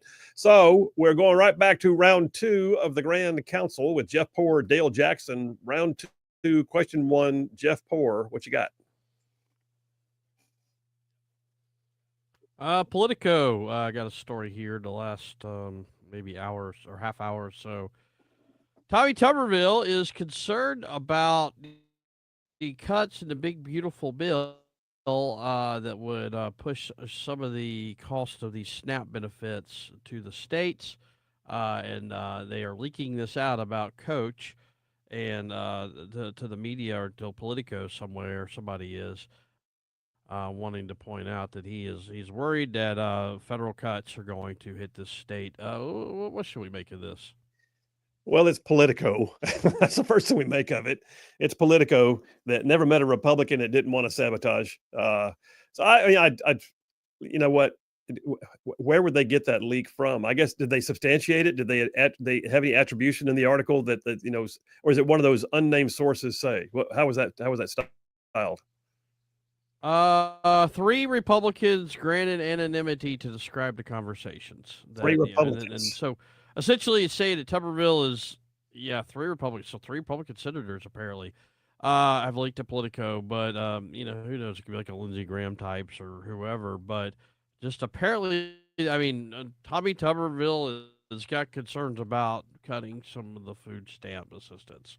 You know what? At this point, the man's running for governor. That there's going to be people in Alabama that will call and say, "Hey, I got 3 Republicans here. We all say this." Right now, I don't give it much credibility until somebody comes up with the video of him speaking at an event and saying, "Oh, by the way, I really don't want to, make these cuts." Dale, what do you think? On track. I mean, look, Did we lose? I'm right here. Can you hear me? Yeah, you're right there. You're good. Go ahead. Yeah, you got. Okay, so I think here's the issue. The issue is you have all these Republicans that are allegedly saying all these things. These are the same reporters, though, that are telling us that Republicans are running up to Eric Swalwell in the gym and being like, "I'm afraid Trump supporters are going to kill me," and they're running with that too. So I don't know. They've lost all their credibility with me, so I don't know what people are supposed to take from this personally. Yeah, I take nothing out of the Politico article with unnamed sources claiming to be 3 Republicans. Well, no, guys, are you for it? You like it? Say this. The point of the settle down. I think it's a legit story, but the point of the story is, I guess Coach is worried about he's worried that these costs are going to be passed on to the states and it's going to impact state budgets. So it's kind of interesting at this point, and I know you're like, why are we talking about this? But that now you see Tommy Tuberville up on Capitol Hill starting to think like a governor instead of a U.S. senator. I don't know that I agree. I think what they want to do is paint him as a moderate. They're trying to say, hey, that red state where he's running as a conservative, he's really actually a moderate, don't you know? So listen, I think it's a squishy article. I really don't put a lot of credibility into it. Like I said, when the video comes out, then we'll know. Hey, speaking of video, so Karine Jean-Pierre has got a book. Karine Jean-Pierre, the liar in chief, the one who told us that literally that Biden ran rings around the staff and no one could even keep up with him, has now decided to leave the Democrat Party. As of today, she's announced she also has a tell-all book coming out in October. I'm just wondering, will there be whistleblower video attached to it? What are your thoughts on this? Dale, you first. Yeah, I don't think we're going to see anything really shocking out of this. It seems like we're just trying to do all we can to try to save the Joe Biden legacy from the people on the inside. And she's mad that they didn't do enough to protect Joe Biden and all this other nonsense. So yeah, I'm not sure I buy that too much, but good luck. Good luck on trying to sell that, because I don't think the American people are buying any of that garbage. Somebody's going to buy it and she'll wind up making a buck. That just bothers me. She makes $1. Jeff, what do you think?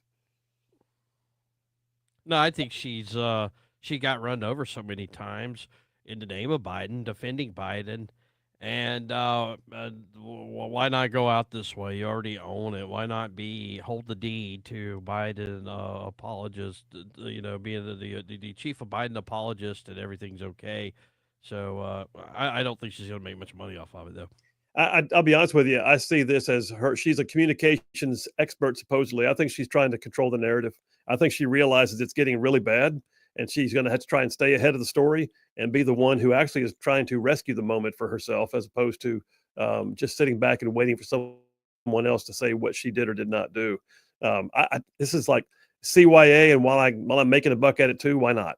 But it's to me, the only person who could write a worse book right now would be Jill Biden. And Karine Jean-Pierre is like I said, the liar in chief. All right, so Dale, last question. What do you got? Congratulations to the new judge out of Boulder, Colorado. He is apparently president of the United States and now gets to dictate immigration policy from there. He's decided that we are not going to deport the family right now of the terrorist monster who tried to burn a bunch of people, including a Holocaust survivor, alive. What is up with your profession, sir? Yeah. You know what? There's jackwagons in every profession. Let's put it that way. It's amazing to me. We have seen more injunctions on Trump actions, especially nationwide injunctions, than we did in all of the years of Obama and Biden and George W. Bush together combined. And some would say it's because Trump does mean bad things. And really what it's because is because activist judges keep getting assigned cases and they take action on it. Real quick, Jeff, what do you got? You're right. More injunctions against Trump than any other president. I guess the question I would have is when the Supreme Court going to finally put their foot down, because this is just going to this will continue in the Democrat presidency, and it's going to erode the power of the courts if they allow this to keep going this way. It's absolutely eroding the power of the court. It's also eroding trust in the court. And that's one of the things that's most egregious here is people are beginning to doubt that the courts really have the best interests of the objective law at hand. That's it. I hear music playing. Man, that went fast, despite the delay we were running on. Anyway, good job, guys. Appreciate it. Jeff Poor from 1819 News and FM Talk 106.5 Mobile. Dale Jackson with Yellowhammer News. And also, by the way, with WVNN up in Huntsville. Phil Williams, Rightside Radio. We'll be right back.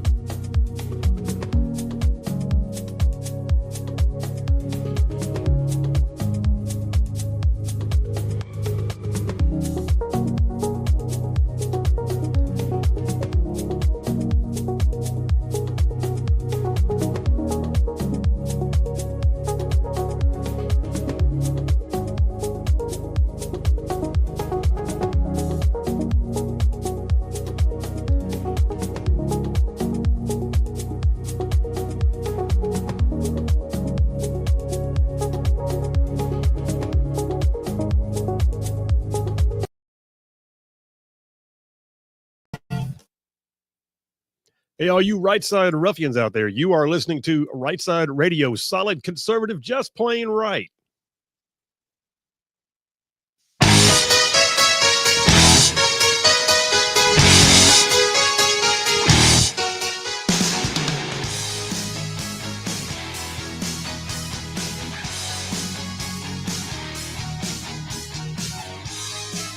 And we are back. Phil Williams, Right Side Radio, solid conservative, just plain right. Man, covering down on some major ground across the southeast U.S. of A.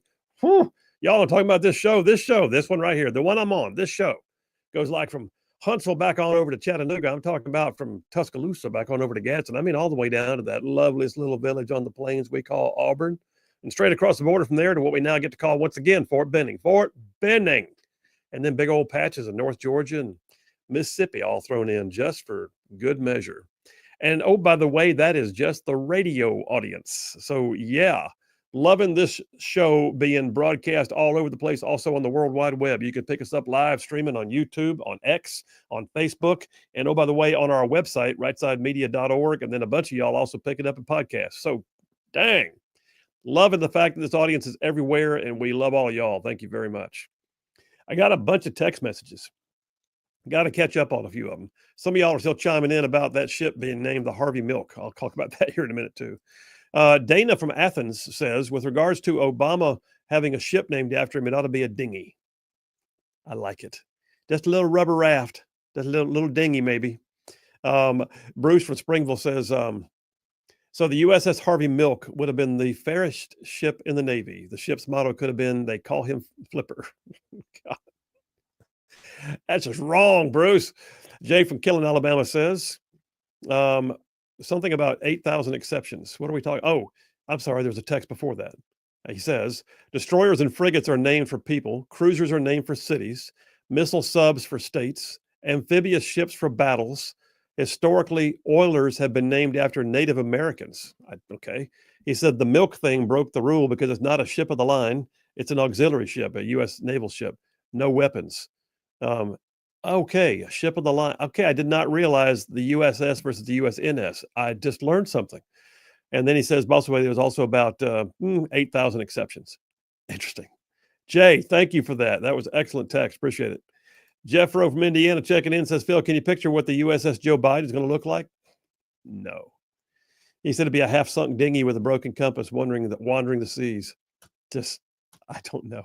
It would have trouble getting in and out of port. I know that. There's that. Gary MS from Huntsville says, hey, Phil, a question. Do you know who I could get with that would know the ins and outs of starting a K-5 private school? Gary, that is like such the most, like, why'd I even read that text out? Gary, I don't know what to tell you. Starting up a school. That's like nowhere on the radar right now, but thank you very much. I mean, I guess look for a lawyer and see if they want to help you set up a 501c3. John from Huntsville says the USS Obama would be a really big blue ship that says only Democrats allowed on board. That works.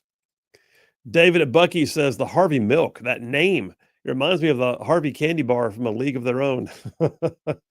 I don't know. Something about the name, you look at it and go, it just screams like tepid. The U.S. naval ship Harvey Milk.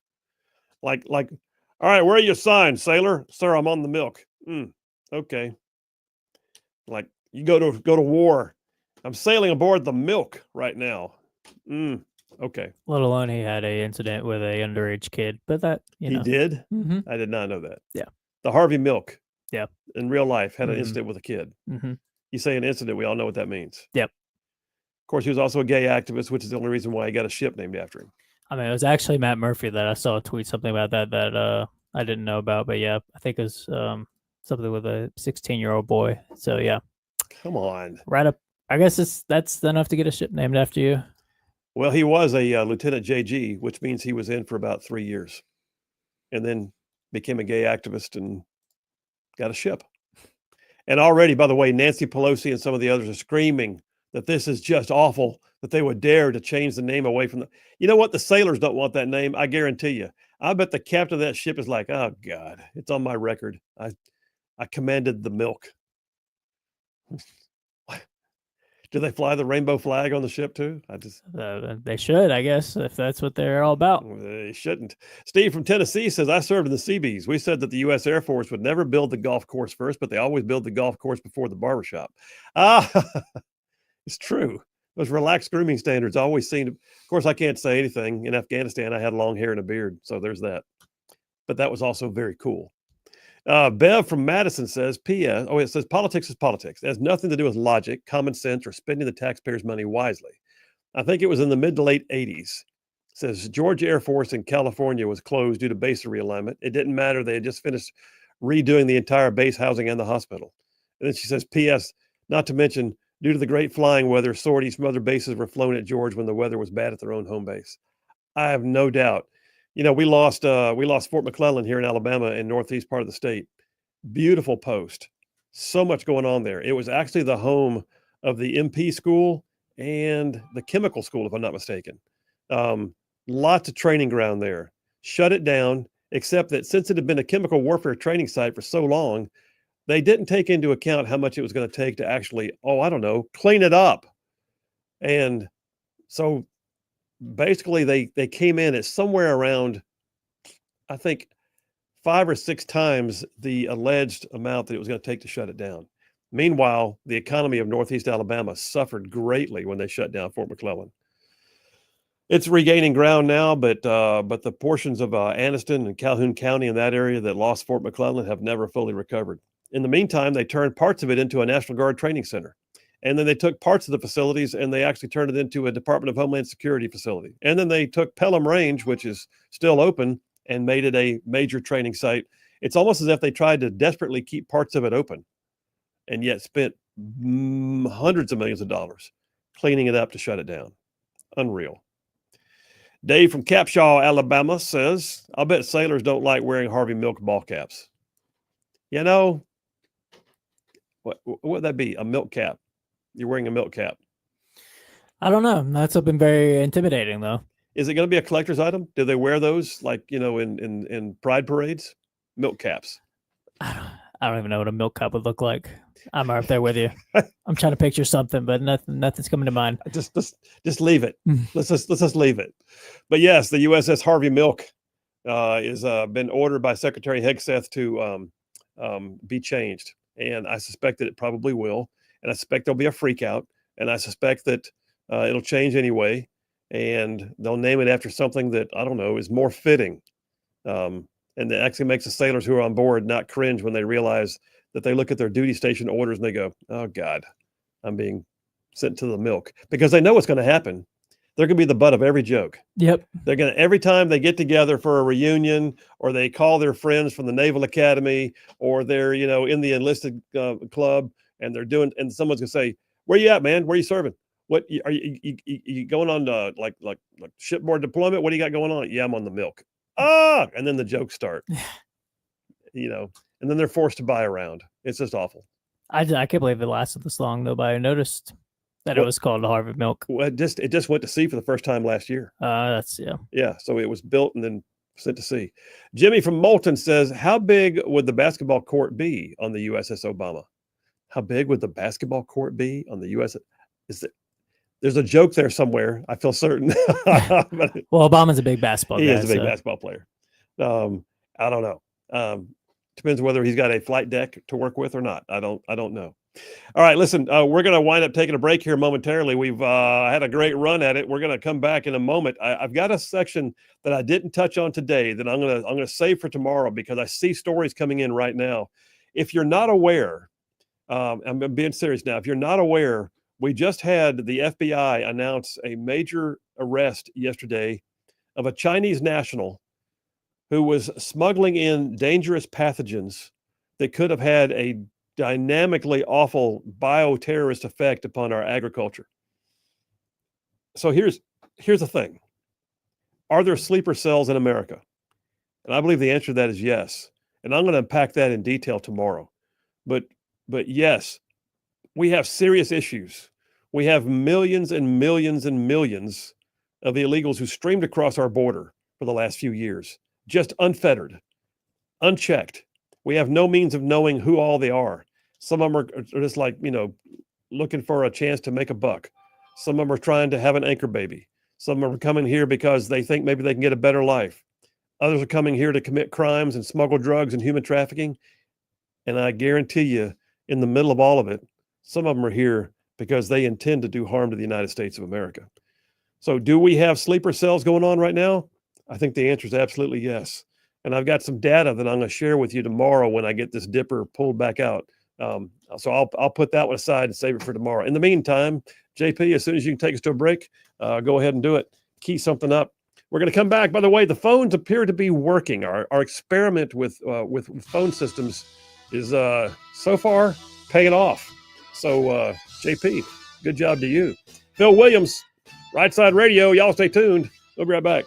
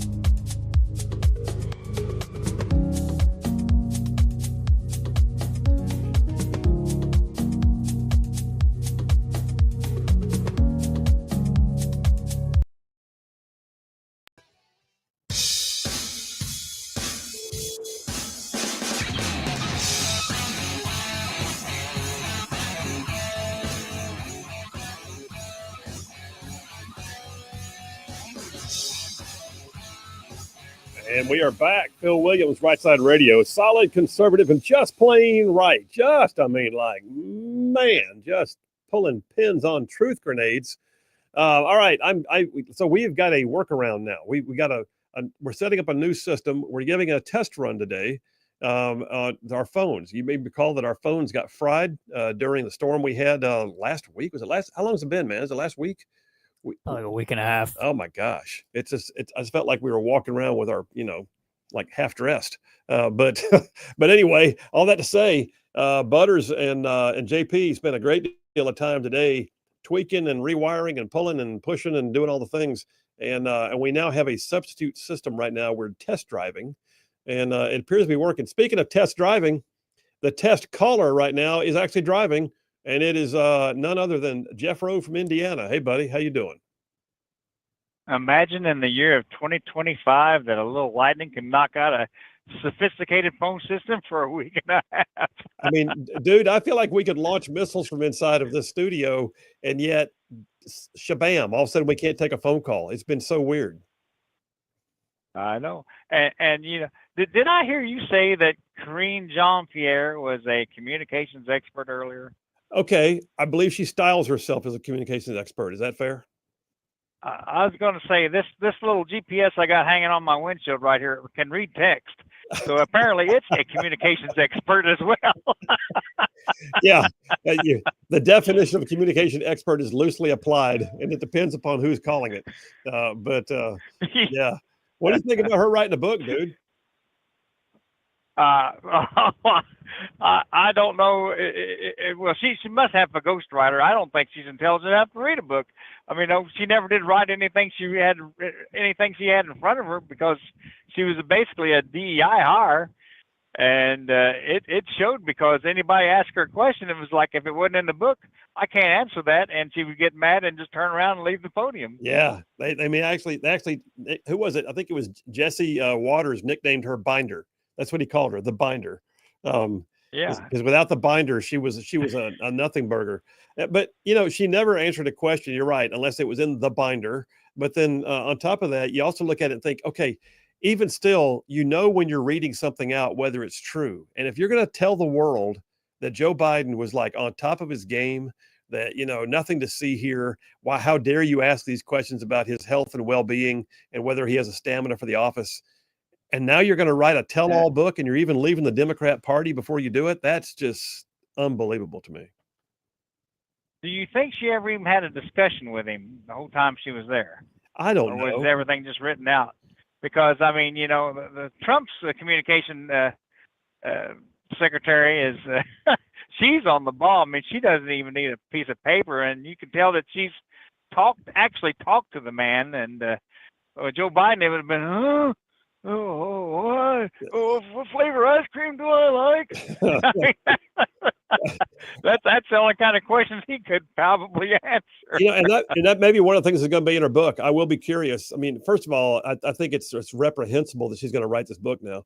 But I wonder if she's going to say where she got her marching orders, because there was always talk about behind the scenes she was kind of at odds with John Kirby, who was the National Security Council public relations guy. And then I would bet that she actually would hear things once in a while from the president, but then she would turn around and look at the chief of staff and say, "Is that okay for me to say?" And I guarantee you, the president was not the one assuming the narrative. Now, why do the people who are the most flawed and most carried on this kabuki show writing books for anyway, because they're the ones behind all this? I mean, it just don't make any sense. Somebody should be writing a book about them. And because they're making money. That's exactly what they're doing. They're making money. But I think here's the other thing. I mentioned communications expert. Well, whatever the case may be, at the very least, she's a lying expert, and she is doing what I call controlling the narrative. She's trying to get ahead of the storylines, because now we know that Jake Tapper's book is coming out and everybody sees it. The king has no clothes, and she is trying to control the narrative and be the one who was willing to tell the actual story. But yet she's the one who knew the story when she was lying from the podium. It's just unbelievable. And why would you have to leave the party either? I mean, because what she's going to join. I guess she says it's independent. I guess she's going communist or whatever. I guess because I don't know if you could go any further left than what they were already. Probably because she was going to be kicked out and she's leaving under her own terms. I mean, I would bet that when this book comes out, she's no longer going to have any kind of. She can be persona non grata with some of the powers that be in the Democrat Party, and I don't know. I can't help but wonder if the Democrat Party is fracturing to the point that they don't even have. I mean, are we going to see ever a third party actually rise up again that actually has strength and clout and the ability to make a dent in politics? And the only way it's going to happen is for people to get dissatisfied and go split off and try to do it. She calls herself an independent.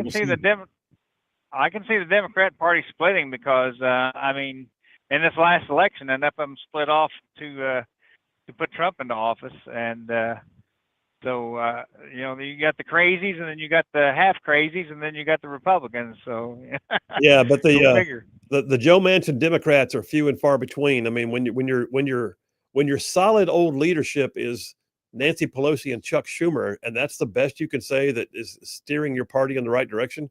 Good Lord. But then, like you're talking about, the AOCs and the Jasmine Crockett's out there that go, wow. Well, Manchin has been replaced by Fetterman, apparently. Yes, isn't that crazy? You know what? I will have to once again eat crow because when Fetterman took office, I was mad. I was embarrassed that they were doing this to him, like making him run when he was obviously impaired. He has proven himself to be extremely capable and probably one of the more capable Democrats out there. I'm just wondering what he was like actually before the stroke, because I mean, after the stroke, he's apparently got common sense of some kind. I mean, he's still not quite there. He's still a Democrat, but he's coming around. I don't know, man. I don't know. Well, hey, listen, I'm glad this phone thing's working out. Where are you at right now on the road? I'm doing 3 miles an hour in the middle of Nashville, downtown. All right. Boy. Well, be safe on the road, brother, and we'll have you back on tomorrow, okay? All right, Phil. You all have a good one. All right, dude. See you. Grades are in. Let me get them real quick before the music starts playing. John from Huntsville says Dale Jackson and Jeff Poor both get an A+ for their excellent performances. Phil and JP both get an A+ for their equally spectacular performances, which means today's winner is Butters with a perfect A+ for his absolutely brilliant performance, even though it felt like somebody was trying to mute his voice again because he powered through it like a true superhero. Was somebody trying to mute his voice? Okay. All said and done. Thank you, John. We appreciate you. Real quick, Mike from Coxie, Alabama says Jeff Mindiana needs to go on Saturday Night Live. He does a great Joe Biden. It's pretty good, Joe Biden. It's a pretty good Joe Biden. And then Fritzy from Huntsville says Colonel